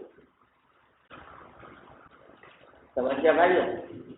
حنفیہ کہتے ہیں کہ ہمارا جو مستدل ہے کہ نماز امام علی وہ سب سے پہلے کہ قولی ہے اور قاعدہ کلیہ بیان کر رہا ہے. تو اس میں قاعدہ کلیہ بیان کیا کہ بھائی امام اور مقتدی جو ہیں وہ آپس میں ایک دوسرے کے ساتھ ہم آہنگ ہونے چاہیے. مقتدی کو ہر چیز میں اقتدا کرنی چاہیے جس کی امام. سمجھے نا؟ وہ تو ہمارا بنیادی مستدل ہے اور وہ قولی حدیث بھی ہے، قاعدہ کلیہ بھی بیان کر رہی ہے. اس کے بخلاف حضرت معاذ رضی اللہ تعالیٰ عنہ کا جو واقعہ ہے، اس واقعہ جزیہ، اور اس واقعہ جزیہ میں متعدد احتمالات ہیں. مثلا ایک احتمال یہ ہے کہ یہ کیا ضروری ہے کہ وہ حضور کے ساتھ فرض پڑھتے ہوں اور اپنے قوم کو نفل پڑھاتے ہیں. اس کے برعکس بھی تو ہو سکتا ہے کہ جب حضور اکرم صلی اللہ علیہ وسلم کے ساتھ پڑھ رہے ہوں تو نیت کیا کی کریں؟ نفل کی، اور اپنے قوم کو آگر پڑھائیں تو فرض پڑھائیں. اس کا بھی احتمال ہے. اس کے جواب میں بات شافعیہ کہتے ہیں کہ بعض روایتوں میں الفاظ آتے ہیں کہ یہ لہو فریضۃ ولہو تطوع. بعض روایتوں میں یہ الفاظ آتے ہیں کہ جب اپنے قوم کو جا کر پڑھاتے تھے تو قوم کے لیے تو وہ نماز فرض ہوتی تھی اور ان کے لیے تطوع ہوتی تھی، نفلی ہوتی تھی. اس کا جواب یہ ہے کہ یہ اصل حدیث میں نہیں ہے، راوی کا اپنا گمان ہے. اور راوی کا گمان ہے تو وہ راوی کا گمان حجت نہیں. وہ کیسے پتہ لگا سکتا ہے کہ معاذ کی نیت کیا تھی؟ سمجھے نا؟ لہٰذا احتمال دونوں ہیں. جب دونوں احتمال ہیں تو کچھ احتمال کو لینا چاہیے جو انما جعل الامام لیتم بہ کے موافق. لہٰذا ہم کہہ سکتے ہیں کہ وہاں وہ نفل کی نیت کرتے تھے اور اپنے قوم کو آ کر فرض پڑھاتے تھے. سمجھ گئے؟ ایک توجیہ یہ ہے. دوسری توجیہ یہ ہے کہ یہ سارا استدلال اس وقت بنتا ہے جبکہ یہ کہا جائے کہ حضور کے ساتھ بھی عشاء پڑھتے تھے اور اپنے قوم کو بھی عشاء پڑھاتے تھے.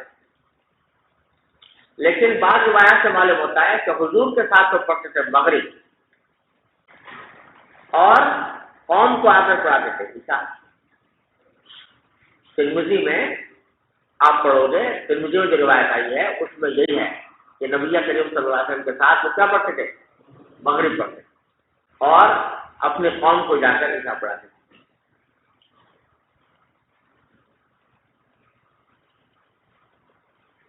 اگر اس روایت کو لیا جائے تو کوئی اس میں اختلاف مختلف بالمتنفل کا سوال ہی پیدا نہیں ہوتا. البتہ یہ صحیح ہے کہ بعض روایتوں میں عشاء کا لفظ صراحتاً دیا ہے.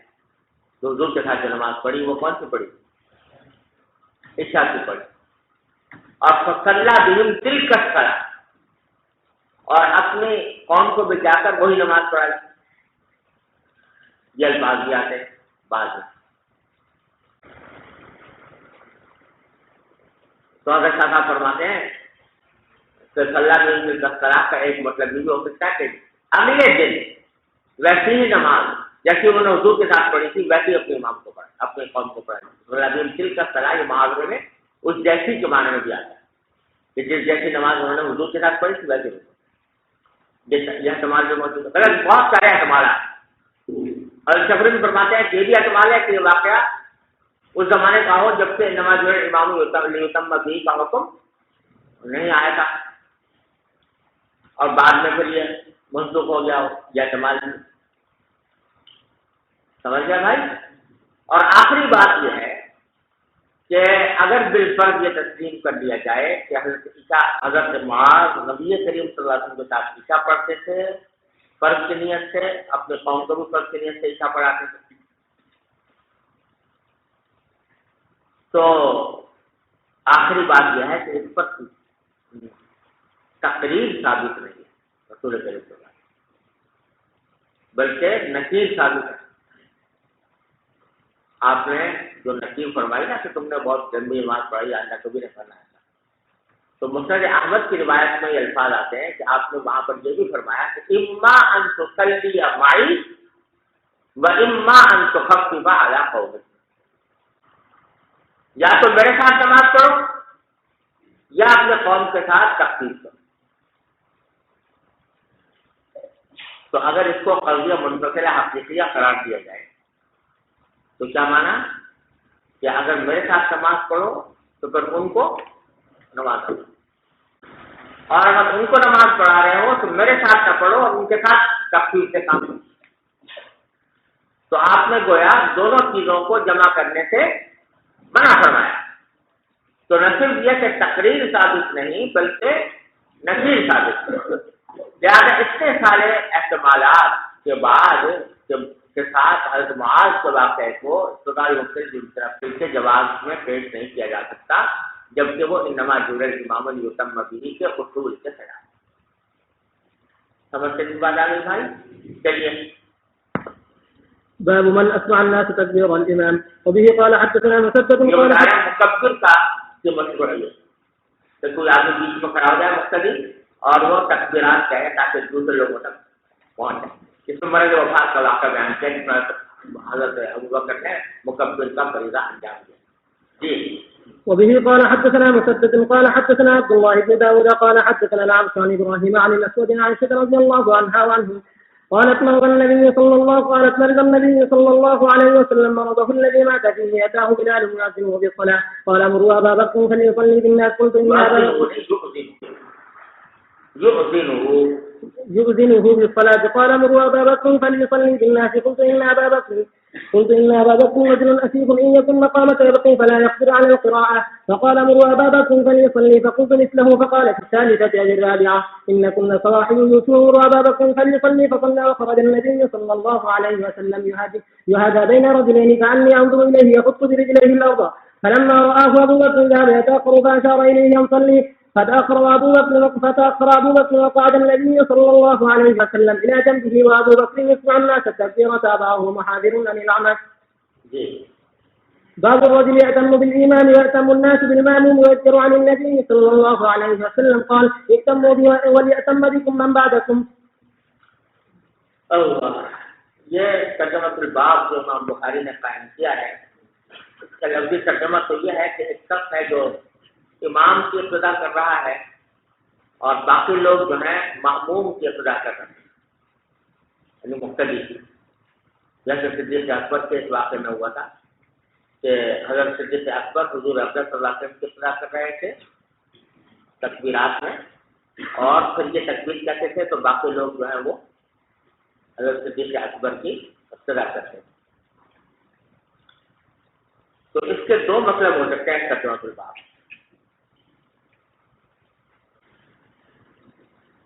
ایک مطلب تو سیدھا سادہ ہے، اور وہ یہ کہ یہ جائز ہے کہ ایک مقتدی جو ہے وہ امام کی تکبیرات کی اتباع کرے اور باقی مقتدی اس پہلے مقتدی کی تکبیرات کا اتباع کرے۔ سمجھے نا؟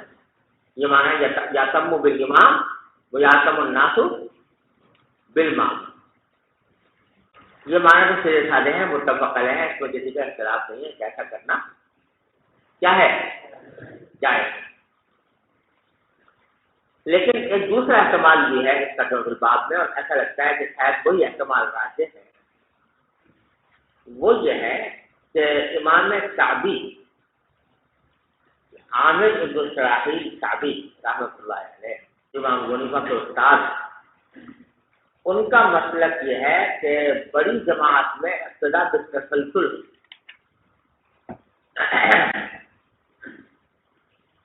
ابتدا بالتسلسل کے معنی کیا ہے ان کے نزدیک یہ ہے کہ پہلی صف جو ہے وہ امام کی ابتدا کرتی ہے، اور دوسری صف پہلی صف کی ابتدا کرتی ہے، اور تیسری صف دوسری صف کی، چوتھی صف تیسری صف کی، پانچویں صف چوتھی صف کی، تو ہر صف اپنے سے اگلی صف کی ابتدا کر رہی ہوتی ہے، جس کا نتیجہ وہ یہ نکالتے ہیں کہ ہر صف کو اعتبار کرنا ہوگا اپنے سے آگے والی صف کا۔ کیا معنی ذرا سمجھ لو۔ ایک آدمی آیا، جماعت کھڑی ہوئی ہے، رکوع ہوا ہے امام، سمجھے نا؟ تو آپ جانتے ہو کہ اگر رکوع میں جا کے مل جائے تو رکعت مل جاتی ہے، رکوع میں نہ ملے تو رکعت نہیں ملتی۔ تو ایک آدمی آیا ایسے وقت میں جبکہ امام تو اٹھ چکا تھا رکوع سے، لیکن اس سے اگلی صف جو ہے وہ ابھی تک رکوع میں تھی، رکوع سے اٹھی نہیں، سمجھے؟ اس وقت آگے رکوع میں شامل ہو گیا، تو کہتے ہیں کہ مدرک رکعت سمجھے گا۔ سمجھے نا؟ کیوں سمجھا جائے گا؟ اس واسطے کہ یہ ابتدا جو کر رہا ہے وہ امام کی نہیں کر رہا بلکہ اپنے سے اگلی صف کی کر رہا ہے۔ اگلی صف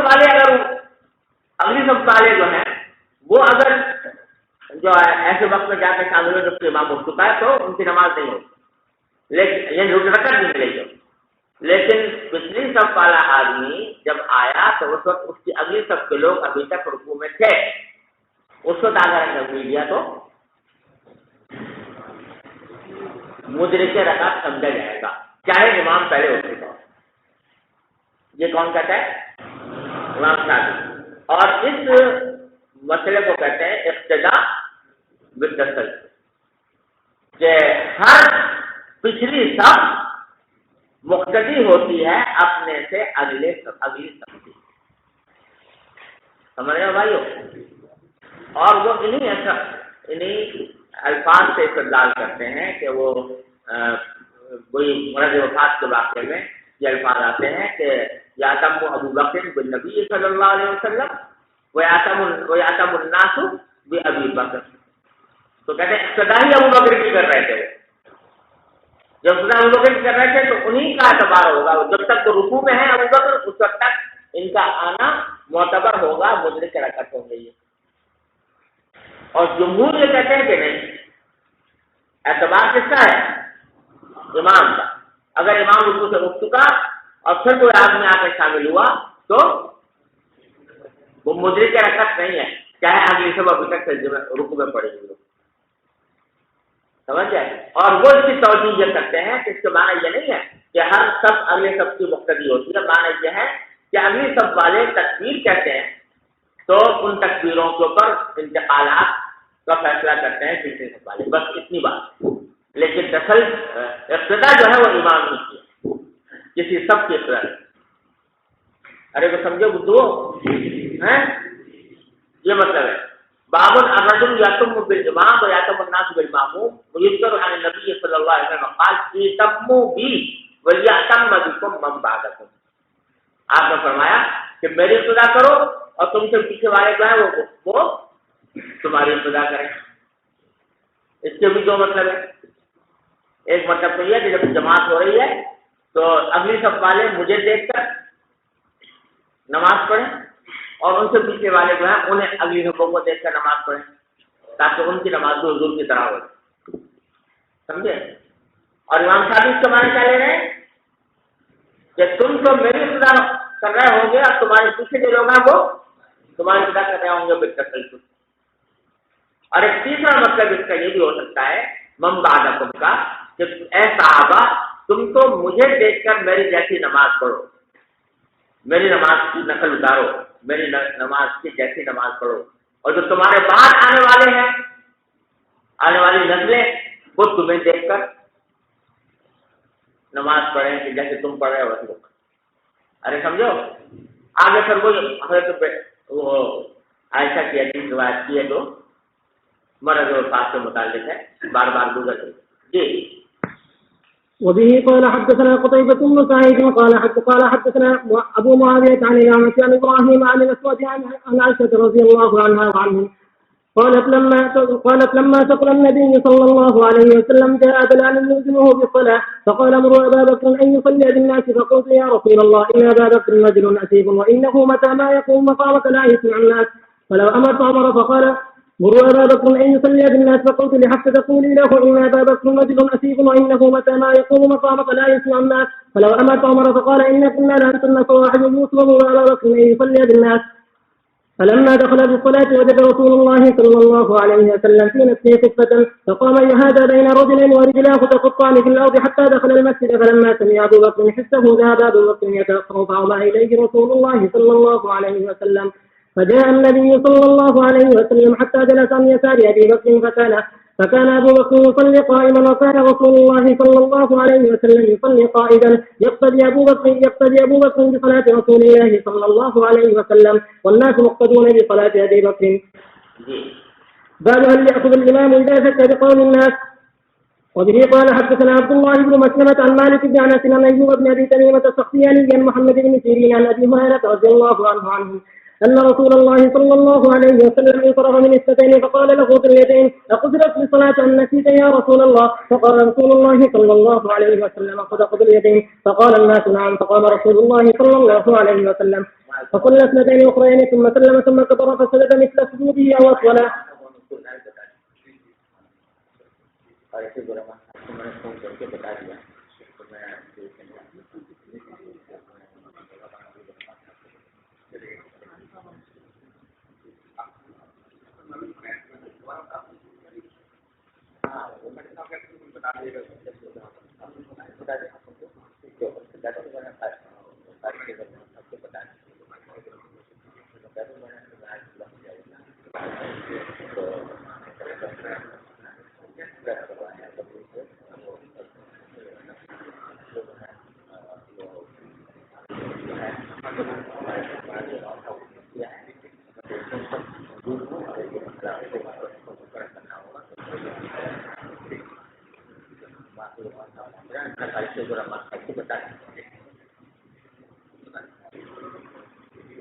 بھائی وہ سفر میں ان کو دیکھ لیے گا، وہ اگر خان سے میں نے کہا تھا کہ ان کو پہنچا دیں دیکھ لیجیے گا پھر. جی. باب أن يأخذ الإمام إذا شك بقول الناس. وبه قال حدثنا عبد الله بن مسلمة عن مالك بن أنس عن أيوب بن أبي تميمة السختياني عن محمد بن سيرين عن أبي هريرة رضي الله عنهم أن رسول الله صلى الله عليه وسلم انصرف من اثنتين فقال له ذو اليدين أقصرت الصلاة أم نسيت يا رسول الله فقال رسول الله صلى الله عليه وسلم أصدق ذو اليدين فقال الناس نعم فقام رسول الله صلى الله عليه وسلم فصلى اثنتين أخرين ثم سلم ثم كبر فسجد مثل سجوده وأطوله. بابن هل يأخذ الإمام إذا شك بقول الناس، کیا امام جب جو اس کو شک ہو جائے تو وہ لوگوں کے قول پر عمل کر سکتا ہے؟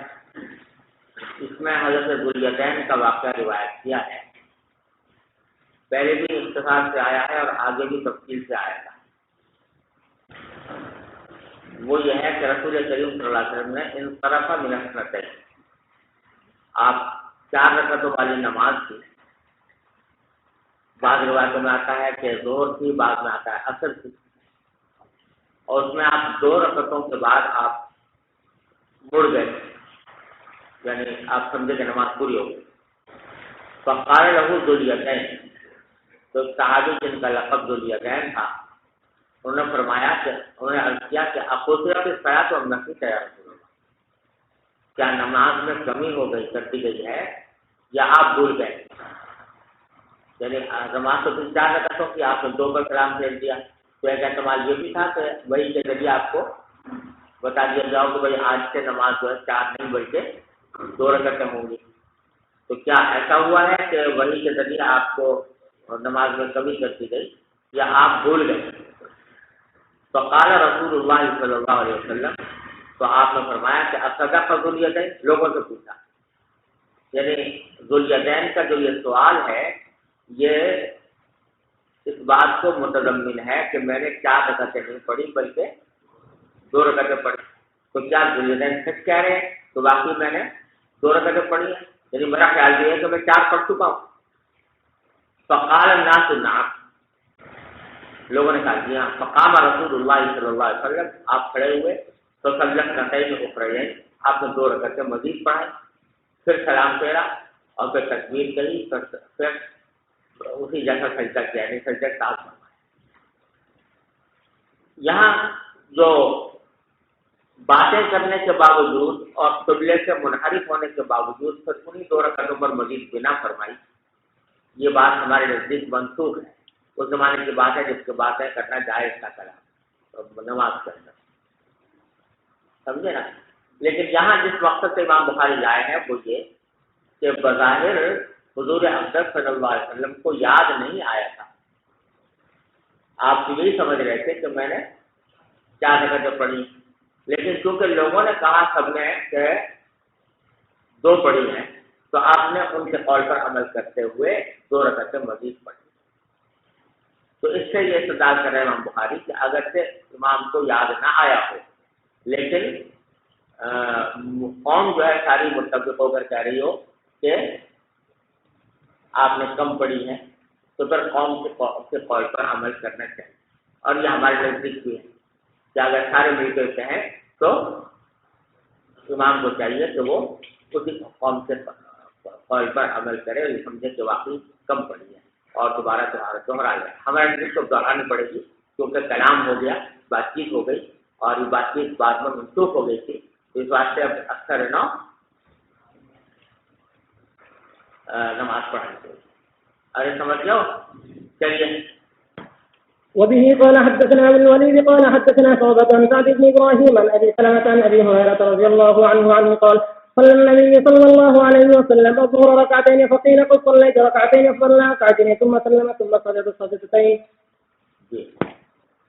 بسم الله الرحمن الرحيم. باب إذا دخل الإمام في الصلاة. وقال عبد الله بن شداد سمعت نسيت عمر رضي الله تعالى عنه وأنا في آخر الصفوف يقرأ إنما أسكبتي وحزني إلى الله. یہ کہہ رہے ہیں کہ امام کا نماز کے اندر رونا، تو اس کے بارے میں تفصیل یہ ہے کہ اگر کوئی شخص رو رہا ہے خشیت خداوندی سے یا قرآن کریم کی آیات کی تلاوت کے دوران قرآن کریم پر تدبر کرنے کے نتیجے میں اس پر جریہ طاری ہو گیا، تو ایسا کرنے میں کوئی حرج نہیں ہے اور اس سے نماز میں کوئی فرق نہیں پڑے گا۔ ہاں، رونا اگر ہو کسی بیرونی تکلیف سے، بیرونی صدمے سے، زخم لگا ہوا ہے، اس میں تکلیف ہو رہی ہے، اس سوئی سے رو پڑا، تو اس سے نماز فاسد ہو جائے۔ لیکن جہاں تک خشیت کی وجہ سے رونے کا تعلق ہے اس سے نماز میں کوئی اثر نہیں پڑتا. چنانچہ کہتے ہیں عبداللہ بن شداد کہتے ہیں میں کہ نتیجہ ہوگا. میں نے حضرت عمر رضی اللہ تعالیٰ عنہ کی نصیب اس آواز کو رونے کی اس آواز کو کہتے ہیں کہ جو بے ساختہ رونا آئے اور آدمی اس کو دبانے کی کوشش کرے جس سے اس کے حلق سے آواز نکلے. ہچکیاں سمجھے نا, رونے کی ہچکیاں میں نے سنی حضرت عمر کی جب کہ میں آخری صف میں تھا. اتنی زور کی ہوگی کہ آخری صف میں بھی آواز گئی اور وہ اس وقت یہ تلاوت کر رہے تھے کہ انما اشکو بثی وحزنی الی اللہ. یہ سورہ یوسف کی آیت تلاوت کر رہے تھے. اس وقت ان کو بے ساختہ رونا آ گیا جس سے ہچکیاں آئیں اور ہچکیوں کی آواز مجھے پیچھے تک گئی. تو معلوم ہوا کہ اس طرح رونے سے نماز پر کوئی اثر نہیں پڑا. جی. وبسند متصل منا الى الامام الهمام الحافظ الحجاء رحمه الله تعالى ومتعنا بعلومه وفيوزه وبركاته امين. قال حدثنا اسماعيل قال حدثني مالك بن انس عن هشام بن عروة عن ابي عائشة ام المؤمنين رضي الله تعالى عنها وعنهم ان رسول الله صلى الله عليه وسلم قال في مرضه مروا ابا بكر يصلي بالناس. قالت عائشة قلت له إن أبا بكر إذا قام في مكانك لم يسمع الناس من البكاء فمر عمر يصلي بالناس. فقال مروا أبا بكر فليصلي بالناس. فقالت عائشة فقلت لحفصة تقولي له إن أبا بكر إذا قام في مقامك لم يسمع الناس من البكاء فمر عمر فليصلي للناس.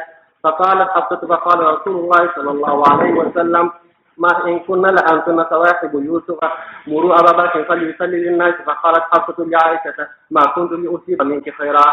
یہاں مقصود یہ ہے کہ حضرت عائشہ نے بتا دیا تھا کہ وہ روتے بہت ہیں نماز میں. اس کے باوجود آپ نے فرمایا کہ پڑھائیں نماز. اس کا معنی ہے کہ روئیں تو روئیں, اس سے کوئی نماز میں فرق نہیں پڑتا. جی. باب تسوية الصفوف عند الإقامة وبعدها. وبه قال حدثنا أبو الوليد هشام بن عبد الملك قال حدثنا شعبة قال حدثني عمرو بن مرة قال سمعت سالم بن أبي الجعد قال سمعت النعمان بن بشير رضي الله تعالى عنهما وعمر رضي الله تعالى عنه وعنهم يقول قال النبي صلى الله عليه وسلم لتسون صفوفكم أو لا يخالفن الله بين وجوهكم. یہ اندر صفوف کو برابر کیا جائے, سیدھا کیا جائے اقامت کے وقت ہی, اقامت کے بعد بھی. یعنی اقامت کے وقت تک اگر نماز سیدھی نہیں ہوئی تو اس کے بعد بھی سب سیدھی کرنے کے بعد نماز شروع کر سکتے ہیں. جو مطلب تو فرمایا کہ صفحہ سیدھی کرو, یا تو سیدھی کر لو گے ورنہ اللہ تعالیٰ تمہارے پیروں کے درمیان مخالفت کرتے ہیں. پیروں کے درمیان مخالفت کرنے کے یہ معنی بھی ہو سکتے ہیں اللہ بچائے کہ اللہ تعالیٰ عذاب آئے گا اور تیرے بس کرنے اللہ تعالیٰ محفوظ ہے. اور یہ معنی بھی ہو سکتا ہے کہ تمہارے درمیان تمہاری صبح میں اختلاف پیدا ہو جائے گا اور تم لوگ جو ہو وہ ایک دوسرے کی مخالفت کرنے لگو. یہ معنی بھی ہو سکتا ہے. اچھا چلیے. وبه قال حدثنا ابو معمر قال حدثنا ابو الوارث عن عبد العزيز بن سعيد عن انس رضي الله تعالى عنه وعنهم ان النبي صلى الله عليه وسلم قال اقيموا الصفوف فاني اراكم خلف ظهري. باب اقبال الامام على الناس. تسویہ صفوف کے جو تحقیقات ہیں, اس کی جو احکام آئے ہیں, یہ دارالعلوم کے طلباء آپ کے اوپر لاگو نہیں ہوتے. وہ ماشاءاللہ مستثنا ہے جو جہاں جس سے جی میں کھڑا ہو جائے. بڑا افسوس ہوتا ہے دیکھتا کیا تھک گئے کہ بھائی سب کو ہمیشہ درمیان سے شروع کیا کرو. آگے تیسری سب کے اندر بھی جگہ خالی ہوتی ہے, پیچھے دو تین سلسلے بن جائے. عام لوگوں کی مسجدوں میں بھی یہ صورت حال نہیں ہوتی جو یہاں پر کیا کر سکتے ہیں. بڑا ضرور صاحب بیچارے کہہ کے سکتے ہیں. میں کسی مرتبہ کہا سبق میں کہتے ہیں, سبق میں توجہ دلاتے ہیں, مگر پتہ نہیں کیا آفت ہے. اللہ تعالیٰ آپ معاف کرے. اتنا زبردست کوئی عذاب ہے, کوئی وبال ہے جو آیا ہوا ہے ان کے اوپر کہ کسی طرح بھی سنتے رہے. اب یہ سب میں جگہ خالی ہوگی, بس کنارے پہ کھڑے ہو جائیں گے. تم لوگوں کا بھی فرض ہے, 400 آدمیوں کو اگر اس بات کا اہتمام کرو کہ سارے طلباء جو ہیں اہتمام کریں سب کرتے ہیں تو سب ٹھیک ہو جائے. مگر پتہ نہیں کیا ہے, کیوں اس کی اہمیت کا احساس ہے. جی باب اقبال الامام على الناس عند تسويه الصفوف. وبه قال حدثنا احمد بن ابي رجاء قال حدثنا معاويه بن عمرو قال حدثنا زائدة بن قدامة قال حدثنا حميد بن الطويل قال حدثنا انس بن مالك رضي الله تعالى عنه قال اقيمت الصلاه فاقبل علينا رسول الله صلى الله عليه وسلم بوجهه فقال اقيموا صفوفكم وتواصوا فاني اراكم من وراء ظهري. باب الصف الاول. وبه قال حدثنا ابو عاصم عن مالك عن سمي عن ابي صالح عن ابي هريره رضي الله تعالى عنه وعنهم قال النبي صلى الله عليه وسلم الشهداء الغريق والمقتول والمطعون والهدم. وقال لو يعلمون ما في التهجير لسبقوا اليه ولو يعلمون ما في العتمه والصلح لاتوهما ولو حبوا ولو يعلمون ما في الصف المقدم لاستهموا. باب إقامة الصف من تمام الصلاة. وبه قال حدثنا عبد الله بن محمد قال حدثنا عبد الرزاق قال أخبرنا معمر عن حمام عن أبي هريرة رضي الله تعالى عنه وعنهم عن النبي صلى الله عليه وسلم قال إنما جعل الإمام ليؤتم به فلا تختلفوا عليه إذا ركع فاركعوا وإذا قال سمع الله لمن حمده فقولوا ربنا لك الحمد وإذا سجد فاسجدوا وإذا صلى جالسا فصلوا جلوسا أجمعون وأقيموا الصف في الصلاة فإن إقامة الصف من حسن الصلاة. وبه قال حدثنا أبو الوليد قال حدثنا شعبة عن حدارة عن أنس رضي الله تعالى عنه وعنهم عن النبي صلى الله عليه وسلم قال سووا صفوفكم فإن تسوية الصفوف من إقامة الصلاة. باب من لم يتم الصفوف. وبه قال حدثنا معاذ بن اسد قال اخبرنا الفضل بن موسى قال اخبرنا سعيد بن عبيد الطائي عن بشير بن يسار الانصاري عن انس بن مالك رضي الله تعالى عنه وعنهم انه قدم المدينه فقيل له ما انكرت منا منذ يوم عهدت يا رسول الله صلى الله عليه وسلم قال ما انكرت شيئا الا انكم لا تقيمون الصفوف. وقال عقبه بن عبيد عن بشير بن يسار رضي الله تعالى عنه وعنهم قدم علينا انس من المدينه جهادا. بسم الله الرحمن الرحيم. باب إلزاق المنكب بالمنكب والقدم بالقدم في الصف. وقال الإمام مالك بن بشير رأيت رجلا من الله يغتابه بكعب صاحبه. یہ فرمایا کہ منصب کو منصب سے چپکانا اور قدم کو قدم سے چپکانا.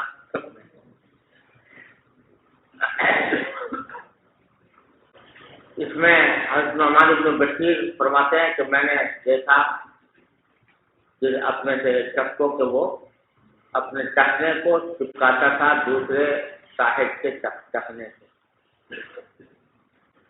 اور آگے جو حدیث آئی ہے وہ بھی ہے کہ کان احدنا یلزق منکبہ بمنکب صاحبہ وقدمہ بقدمہ. تو مطلب تو اصل میں یہ ہے کہ منکب کے محاذی ہونا چاہیے, کندھا کندھے کے محاذی ہونا چاہیے, اور ٹخنا ٹخنے کے محاذی ہونا چاہیے. اب محاذات کی شدت کو بیان کرنے کے لیے لفظ استعمال کیا ہے الزاق, جس کے لفظ معنی کیا ہوتے ہیں؟ چپکانا. سمجھے نا؟ تو غیر مقلدین اس لفظ کو پکڑ کے بیٹھ گئے, اس سے چپک گئے اس لفظ, سمجھے نا؟ اور انہوں نے یہ کہا کہ جب کھڑے ہوں تو کیا کریں, ٹخنے سے ٹخنا چپکنا چاہیے. اب وہ چپکتا ہی نہیں کبھی, یعنی اگر ٹخنے سے ٹخنے کو چپکایا جائے تو چپکے گا, بیچ میں ایڑی حائل ہو جائے گی. چنانچہ کہتے ہیں وہ تو چپکتا نہیں, چلو ایڑی چپکا لو. تو اب چاہے کچھ ہو جائے وہ لمبا سا وہ پھینک کے نا پاؤں میں, اور ایک دوسرے سے اس سے چپکاتے رہتے ہیں, ایڑی چپکاتے رہتے ہیں. اور کہتے ہیں دیکھو حدیث میں یہ آیا یلزق احدنا منکب بالکل سارے قدم ہو قدم. تو اب کوئی اللہ کے بندوں سے پوچھے کہ بھائی جو لفظ کعبین کے لیے آیا ہے وہی منکبین کے لیے بھی آیا ہے نا, تو ذرا کر کے دیکھو کہ منکب بھی چپکا اور قدم بھی چپکا,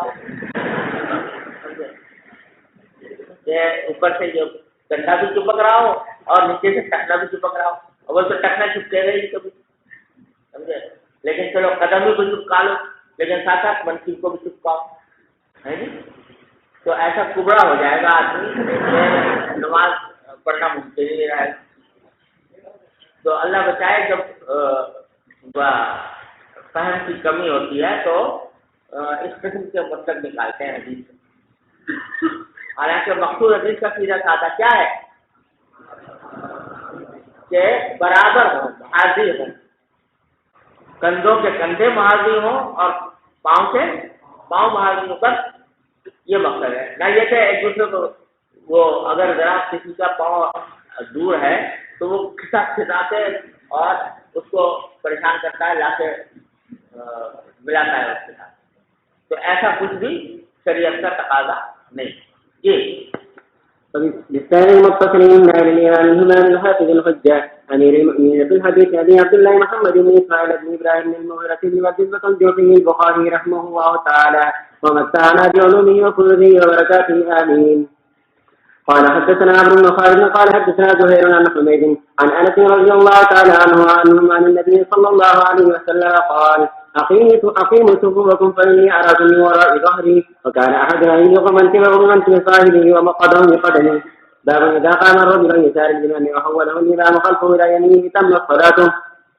وبه قال حدثنا قتيبة بن سعيد قال حدثنا داود عن عمرو بن دينار قال ابي مولى بن عباس عن ابن عباس رضي الله تعالى عنهم قال صليت مع النبي صلى الله عليه وسلم ذات ليلة فقمت عن يساره فأخذ رسول الله صلى الله عليه وسلم برأسه ورائه فجعلني من يمينه فصلى ورقدا فجاءه المؤذن فقام يصلي ولم يتوضأ.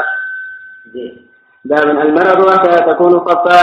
وبه قال حدثنا عبد الله بن محمد قال حدثنا سفيان عن اسحاق عن انس بن مالك رضي الله تعالى عنه وعنهم قال صليت انا ويتيم في بيتنا خلف النبي صلى الله عليه وسلم وامي خلفنا ام سليم. باب ما ياتي المسجد الامام. وبه قال حدثنا موسى قال حدثنا ثابت بن يزيد قال حدثنا عاصم عن الشعبي عن ابن عباس رضي الله تعالى عنهما وعنه قال قمت ليلة أصلي عن يسار النبي صلى الله عليه وسلم فأخذ بيدي وقال بعوده حتى قامني يميني وقال بيده ورائي. اس میں حدیث سے یہ نکالا ہے کہ مقتدی کو دائیں جانب کھڑا ہوا، تو یہ تو خیر صحیح ہے، اپنی بات تو واضح ہے، بابو میں امام، لیکن بیچ میں ایک اور بڑھا دیا بابو میں مسجد والامام، یعنی نبی کریم صلی اللہ علیہ وسلم نے عبداللہ بن عباس کو جو دائیں طرف کھڑا کیا تو اس سے ایک مطلب یہ نکلا کہ امام سے دائیں طرف کھڑا ہوتے غیر مقتدی ہو۔ دوسرا مسئلہ یہ نکلا کہ جب مسجد میں نماز پڑھ رہے ہوں تو ہر آنے والا کوشش یہ کرے کہ میں دائیں جانب سے شروع کروں، سمجھے نا؟ ابتدا سب سے کہاں سے ہو، پہلے دائیں فرمائیں پھر دائیں فرمائیں پھر دائیں فرمائیں، اس طرح سب بندی چلی جائے، تو اس میں بھی ابتدا میمنہ مسجد کے میمنہ سے کرنی چاہیے۔ یہ اس بات کی طرف اشارہ کرنے کے لیے مسجد کا لفظ امام بخاری نے ترجمۃ الباب میں بڑھایا۔ جی باب إذا كان بين الإمام وبين القوم حياة وسترة. وقال الحسن لا بأس أن تصلي وبينك وبينه نهار. وقال أبو الذي يهتم بالإمام وإن كان بينهما طريق أو جدار يستمع تكبير الإمام. یہ کہتے ہیں کہ امام اور مقتدیوں کے درمیان اگر کوئی دیوار حائل ہو یا کوئی سترہ حائل ہو تب بھی نماز ہو جاتی ہے، مثلاً پردہ پڑا ہوا ہے بیچ میں یا دیوار حائل ہے، لیکن اگر سبھی متصل ہیں تو نماز ہو جائے گی باجماع، سمجھے نا؟ اب آگے کہتے ہیں قال حسن لا باس ان تصلی و بینک و بینہ نہر، حسن بصری کہتے ہیں اس میں کوئی حرج نہیں ہے کہ تم نماز پڑھو جب تک تمہارے اور امام کے درمیان ایک نہر ہو بیچ میں۔ اب نہر کتنی ہو، دریائے کابل ہو بیچ میں آئے تو اس وقت میں آیا ہو جائے گی نماز، یا کتنی نہر مراد ہے یہ بات واضح نہیں۔ حنفیہ کہتے ہیں امام رحمۃ اللہ نے یہ حد مقرر کیا ہے کہ درمیان میں اگر فاصلہ اتنا ہے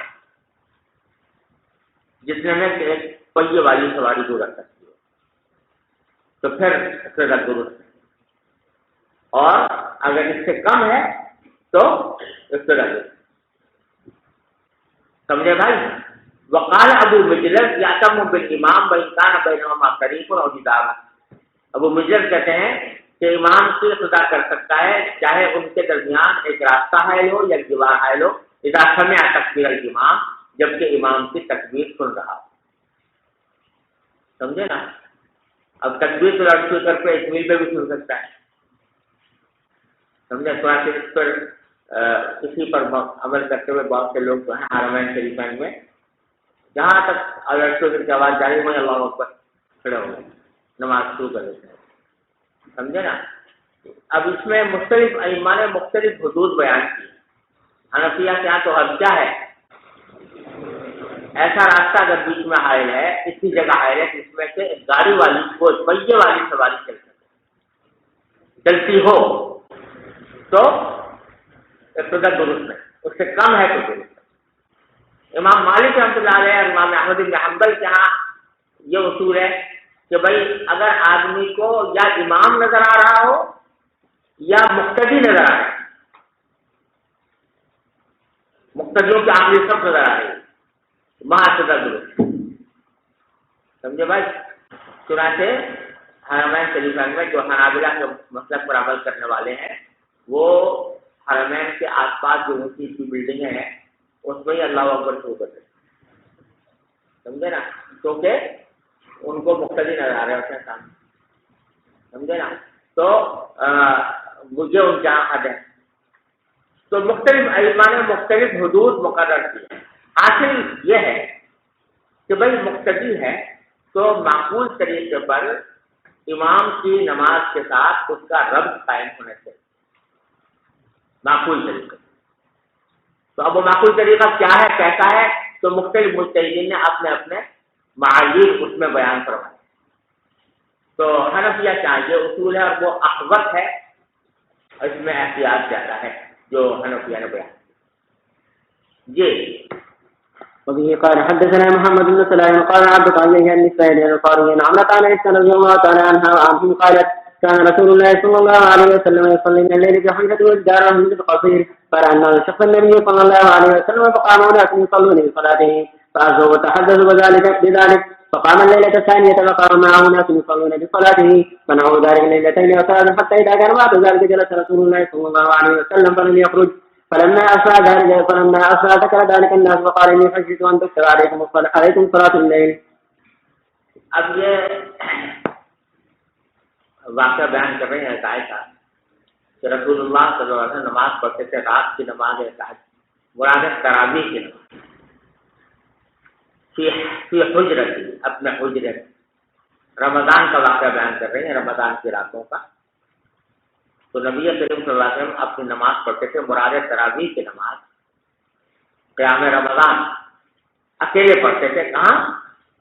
اپنے حجرے میں، اور حجرے کی دیوار چھوٹی تھی، تو لوگوں نے دیکھا قرآن نامی شخص نبی صلی اللہ علیہ وسلم، حضور اکرم صلی اللہ علیہ وسلم کا کی شخصیت کو، یعنی آپ کا جس کو مبارک دیکھا نماز پڑھتے ہوئے، فقام اناس یصلون بصلاۃ، تو بہت سے لوگ جو ہیں وہ بھی آپ کے ساتھ نماز پڑھنے میں شامل ہو گئے مقتدی کے طور پر۔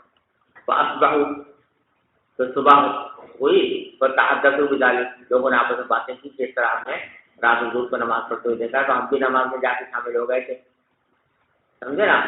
تو فقام اللیلۃ الثانیہ، دوسری رات بھی آپ کھڑے ہوئے، فقام معه ناس یصلون، اب کچھ اور لوگ آ کے شامل ہو گئے، دوسرا بھی تناؤ ذالک کا درجہ نہیں ہوتا ہے، 2 رات 3 رات ایسا ہی کیا، حتی اذا کان بعد ذلک، یہاں تک کہ جب اس کے بعد کا وقت آیا تو جلس رسول اللہ صلی اللہ علیہ وسلم لگ گئے، تو آپ بیٹھ گئے، نکلے نہیں۔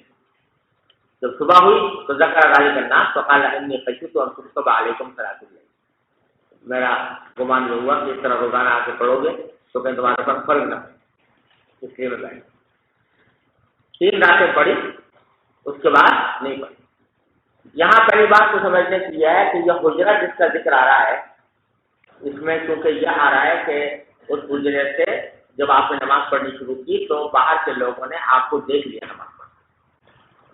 اگر اس سے مراد آپ کے گھر کا حجرہ ہوتا تو باہر کے لوگوں کا دیکھنا ممکن نہیں تھا، کیونکہ دروازہ بند ہوتا ہے، دیوار حائل ہے، تو اس میں حضور کو دیکھنا کے اندر نماز پڑھائیں یہ ممکن ہے۔ لہٰذا ظاہر یہ ہے کہ وہ حجرہ ہے جو آپ چٹائی سے بنا لیتے تھے اعتکاف کیا، جیسے کہ ابھی روایت میں آ رہا ہے کہ جب رات کے ایسا ہوتا تھا کہ جب آپ اعتکاف فرماتے تھے تو چٹائی سے ایک حجرہ مسجد کے اندر اس طرح کو بنا لیتے تھے، حجرہ جیسا، اس کی دیواریں چھوٹی ہوتی، اوپر سے وہ کھلا ہوتا، تو جب آپ کھڑے ہوئے اس میں نماز پڑھنے کے لیے تو دیواروں سے آپ کا سر اقدس نظر آ، تو اسی لوگوں نے جا کے کھڑا کر، ارے سمجھ ہے، وہ حجرہ مراد۔ دوسری بات یہ کہ اس حدیث کو یہاں لا کر امام بخاری استدلال یہ کر رہے ہیں کہ حضور اکرم صلی اللہ علیہ وسلم کے درمیان اور صحابہ کرام کے درمیان وہ دیوار آئی تھی، آپ دیوار کے پیچھے نماز پڑھ رہے تھے، صحابہ دیوار سے مل کر ابتدا کی، تو معلوم ہوا کہ اگر بیچ میں کوئی دیوار حائل ہو یا خدرہ حائل ہو تو نماز ہو جائے، سمجھ گیا نا؟ اور جس حد تک کسی کا اختلاف نہیں ہے، سب کہتے ہیں کہ ٹھیک ہے طرح ہو جی۔ باب الصلاة الليل وبه قال حدثنا ابراهيم بن المنذر قال حدثنا ابن ابي الفديك قال حدثنا ابن ابي زيد عن النقوري عن ابي سلمة بن عبد الرحمن بن عوف رضي الله تعالى عنه ان النبي صلى الله عليه وسلم كان له وقت يصبح بالنهار يحتجر بالليل فصار اليه ناس فصفوا وراءه۔ یہاں ہے تو الزائر فرما رہے ہیں کان لہو حسیر، آپ کی چٹائی تھی، یبسطہ بالنہار، آپ دن کے وقت میں اس کو بچھاتے تھے زمین پر، اور یحتجرہ باللیل، اور رات کے وقت میں اس کا حجرہ بنا لیتے تھے۔ یہ وہ حجرہ ہے جس کا پچھلی حدیث میں ذکر ہوا۔ فصحابہ الیہ ناسن، تو لوگ جو ہے جمع ہو گئے اس کو آپ کے پاس، وصفوا وراءہ، آپ کے پیچھے صفے باندھے جی۔ وبه قال حدثنا عبد الله بن محمد قال حدثنا وهيب قال حدثنا موسى بن عقبة عن سالم ابي النضر عن بكر بن سعيد عن زيد بن ثابت رضي الله تعالى عنه وعنهم ان رسول الله صلى الله عليه وسلم اتخذ مجوهرة قال ست انه قال ابن عسير في رمضان فصلى فيها ليالي فصلى بصلاة الناس من اصحابه فلما علم بهم جعل يقود فخرج اليهم فقال رب الذين لا سمعتم فصلوا ايها الناس في بيوتكم فإن أفضل الصلاة صلاة المرء في بيته المكتوبة۔ وقال عفان حدثنا وهيب قال حدثنا موسى قال سمعت أبا النضر عن بكر بن زيد عن النبي صلى الله عليه وسلم۔ بسم الله الرحمن الرحيم باب إيجاد التكبير وافتتاح الصلاة وبالسند المتصل منها إلى الإمام الإمام الحافظ الهجاء أمير المؤمنين في الحديث أبي عبد الله محمد بن إسماعيل الجوزي البخاري رحمه الله تعالى متاعا بعلومه وفيوزه آمين قال حدثنا ابو اليمان قال اخبرنا شعيب بن الزهري قال اخبرني انس بن مالك الانصاري رضي الله عنه ان رسول الله صلى الله عليه وسلم ركب فرسا فجيء الشق الايمن وقال انس رضي الله عنه فصلى لنا يومئذ صلاة من الصلوات وهو قائد فصلينا وراءه قعودا ثم قال لما سلم انما جعل الامام ليتم به فاذا صلى قائما فصلوا قياما واذا ركع فاركعوا واذا ركع فاركعوا إذا سجد فاسجدوا إذا قال سمع الله لمن حمده فقولوا ربنا ولك الحمد۔ یہ حدیث پہلے بار بار گزری ہے، یہاں پر لانے کا مقصد کچھ آپ کبرا فتقبروا ہے، سمجھے نا؟ اگرچہ اس حدیث میں بیانی الفاظ موجود نہیں ہیں، سمجھے نا؟ لیکن اگلی روایت میں آ رہے ہیں پھر کبرا فتقبروا، تو اس سے معلوم ہوا تکبیر کا واجب ہونا، بس وہ مقصود ہے جی۔ قال حدثنا قتيبة بن سعيد قال حدثنا الليث عن ابن شهاب عن انس بن مالك رضي الله عنه انه قال قال رسول الله صلى الله عليه وسلم عن فرس فجوش فصلى لنا قائدا فصلينا معه قعودا ثم انصرف فقال انما الامام او قال انما جعل الامام ليتم به فاذا كبر فكبروا واذا ركع فاركعوا واذا رفع فاركعوا واذا قال سمع الله لمن حمده فقولوا ربنا ولك الحمد واذا سجد فاسجدوا۔ وبه قال حدثنا ابو اليمان قال اخبرنا شعيب قال حدثني ابو الزناد عن الاعرج عن ابي هريره رضي الله عنه قال النبي صلى الله عليه وسلم انما جعل الامام ليتم به فاذا كبر فكبروا واذا ركع فاركعوا واذا قال سمع الله لمن حمده فقولوا ربنا ولك الحمد واذا سجد فاسجدوا واذا صلى جالسا فصلوا جلوسا اجمعون۔ باب رفع اليدين في التكبيره الاولى مع الافتتاح سواء۔ وبه قال حدثنا عبد الله بن مسلمة عن مالك عن ابن شهاب عن سالم بن عبد الله عن ابي رضي الله عنه ان رسول الله صلى الله عليه وسلم كان يرفع يديه حسب منكبيه اذا افتتح الصلاة واذا كبر للركوع واذا رفع راسه من الركوع رفعهما كذلك ايضا وقال سمع الله لمن حمده ربنا ولك الحمد وكان لا يفعل ذلك في السجود۔ باب رفع اليدين اذا كبر واذا ركع واذا رفع۔ وبه قال حدثنا پہلی حدیث میں تو رفع الیدین کا ذکر جو ہے مقصود تجربۃ الباب سے صرف تکبیر اولیٰ کا رفع الیدین بیان کرنا ہے، اگرچہ اس میں جو ہے رفع الیدین کا ذکر جو ہے وہ رکوع اور رفع میں رکوع کے وقت میں بھی ہے، لیکن امام بخاری نے یہ حدیث یہاں پر ابتدا جو لائے ہیں وہ صرف تکبیر افتتاح کے رفع الیدین کو ثابت کرنے کے لیے، اور رکوع کے وقت میں رفع میں رکوع کے وقت میں رفع الیدین امام بخاری کے نزدیک مسنون ہے، امام شافعی کے نزدیک بھی، امام احمد بن حنبل کے نزدیک بھی، تو اس کے لیے اگلا باب ہے جی۔ رفع اليدين اذا كبر واذا ركع واذا رفع۔ وبه قال حدثنا محمد بن مقاتل قال اخبرنا عبد الله بن المبارك قال اخبرنا يونس عن الزهري قال اخبرني سالم بن عبد الله عن عبد الله بن عمر رضي الله عنه قال رايت رسول الله صلى الله عليه وسلم اذا قام في الصلاه رفع يديه حتى تكون احد منكبيه وكان يفعل ذلك حين يكبر للركوع ويفعل ذلك اذا رفع راسه من الركوع ويقول سمع الله لمن حمده ولا يفعل ذلك في السجود. حنفیہ جو ہیں وہ اس بات کا انکار نہیں کرتے کہ رفع یدین عند الرکوع عند رفع من الرکوع ثابت ہے رسول اللہ صلی اللہ علیہ وسلم، اس سے کوئی انکار نہیں. حنفیہ کا موقف یہ ہے کہ آخری عمل آپ کا کر کے رکھا تھا، جس کی دلیل عبداللہ بن مسعود رضی اللہ عنہ کی روایت ہے، جو انہوں نے فرمایا کہ الا اصلی بکم صلاۃ رسول اللہ صلی اللہ علیہ وسلم فصلى فلم يرفع يديه الا في اول المرة. تو اب بھی حنفیہ کے نزدیک رفع یدین کوئی ناجائز نہیں ہے، گناہ نہیں ہے، مکروہ نہیں ہے، البتہ اولا یہ ہے کہ کر کے رفع کیجیے. اگر کوئی رفع یدین کرے تو حنفیہ کے نزدیک کوئی کراہت نہیں. جی قال حدثنا اسحاق بن الواسطي وقال حدثنا خالد بن عبد الله عن خالد بن عن ابي قلابه عن مالك بن الحويرث رضي الله عنه اذا صلى كبر ورفع يديه واذا اراد ان يركع رفع يديه واذا رفع راسه من الركوع رفع يديه وحدث عن رسول الله صلى الله عليه وسلم صنع كذا. باب لا يرفع يديه وقال ابو حميد في اعتقادي رفع النبي صلى الله عليه وسلم حذو منكبيه. وبه قال حدثنا ابو اليمان روایتیں آتی ہیں حذو منکبین تک اٹھانا. بعض روایتوں میں آتا ہے حذو اذنین، بعض میں آتا ہے حذو راسی. تو حنفیہ نے تینوں کو جمع کیا اور یہ کہا ہے کہ اگر آدمی اس طرح کرے کہ یہ ابہامین جو ہیں وہ حذو اذنین ہے تو یہ اوپر کا حصہ حذو راس ہو گیا اور یہ ہتھیلی کا حصہ جو ہے وہ حذو المنکبین ہو گیا. اس کا سب جمع ہے. جی قال حدثنا ابو اليمان قال اخبرنا شعيب بن الزهري قال اخبرني سالم بن عبد الله بن عمر رضي الله عنهما عن عبد الله بن عمر قال رايت النبي صلى الله عليه وسلم افتتح تكبيره الصلاه فرفع يديه حين يكبر حتى يجعلهما حذو منكبيه واذا كبر للركوع فعل مثله واذا قال سمع الله لمن حمده فعل مثله وقال ربنا ولك الحمد ولا يفعل ذلك حين يسجد ولا حين يرفع راسه من السجود. باب رفع اليدين اذا قام من الركعتين. وبه قال حدثنا عياش بن الوليد قال حدثنا عبد الله قال حدثنا عبيد الله عن نافع عن ابن عمر رضي الله عنه كان اذا دخل في الصلاه كبر ورفع يديه اذا رفع يديه اذا قال سمع الله لمن حمده رفع يديه اذا قام من الركعتين رفع يديه ورفع ذلك ابن عمر رضي الله عنه الى النبي صلى الله عليه وسلم. رواه حماد بن سلمة عن ايوب عن نافع عن ابن عمر رضي الله عنه عن النبي صلى الله عليه وسلم ورواه ابن طعمان عن ايوب وموسى بن عقبة مختصرا. یہاں اگر اس روایت کو ذرا خاصہ پر دیکھ لینا تو اس میں رفع یدین 3 جگہ مذکور ہے. ایک رکوع میں جاتے وقت اور رکوع سے اٹھتے وقت اذا قال صلی اللہ علیہ وسلم رفع یدیہ، پھر آگے واذا قام من الركعتين رفع یدیہ، رکعتین سے جب اٹھتے تھے قاعدہ اولا اس وقت بھی رفع یدین کرتے تھے.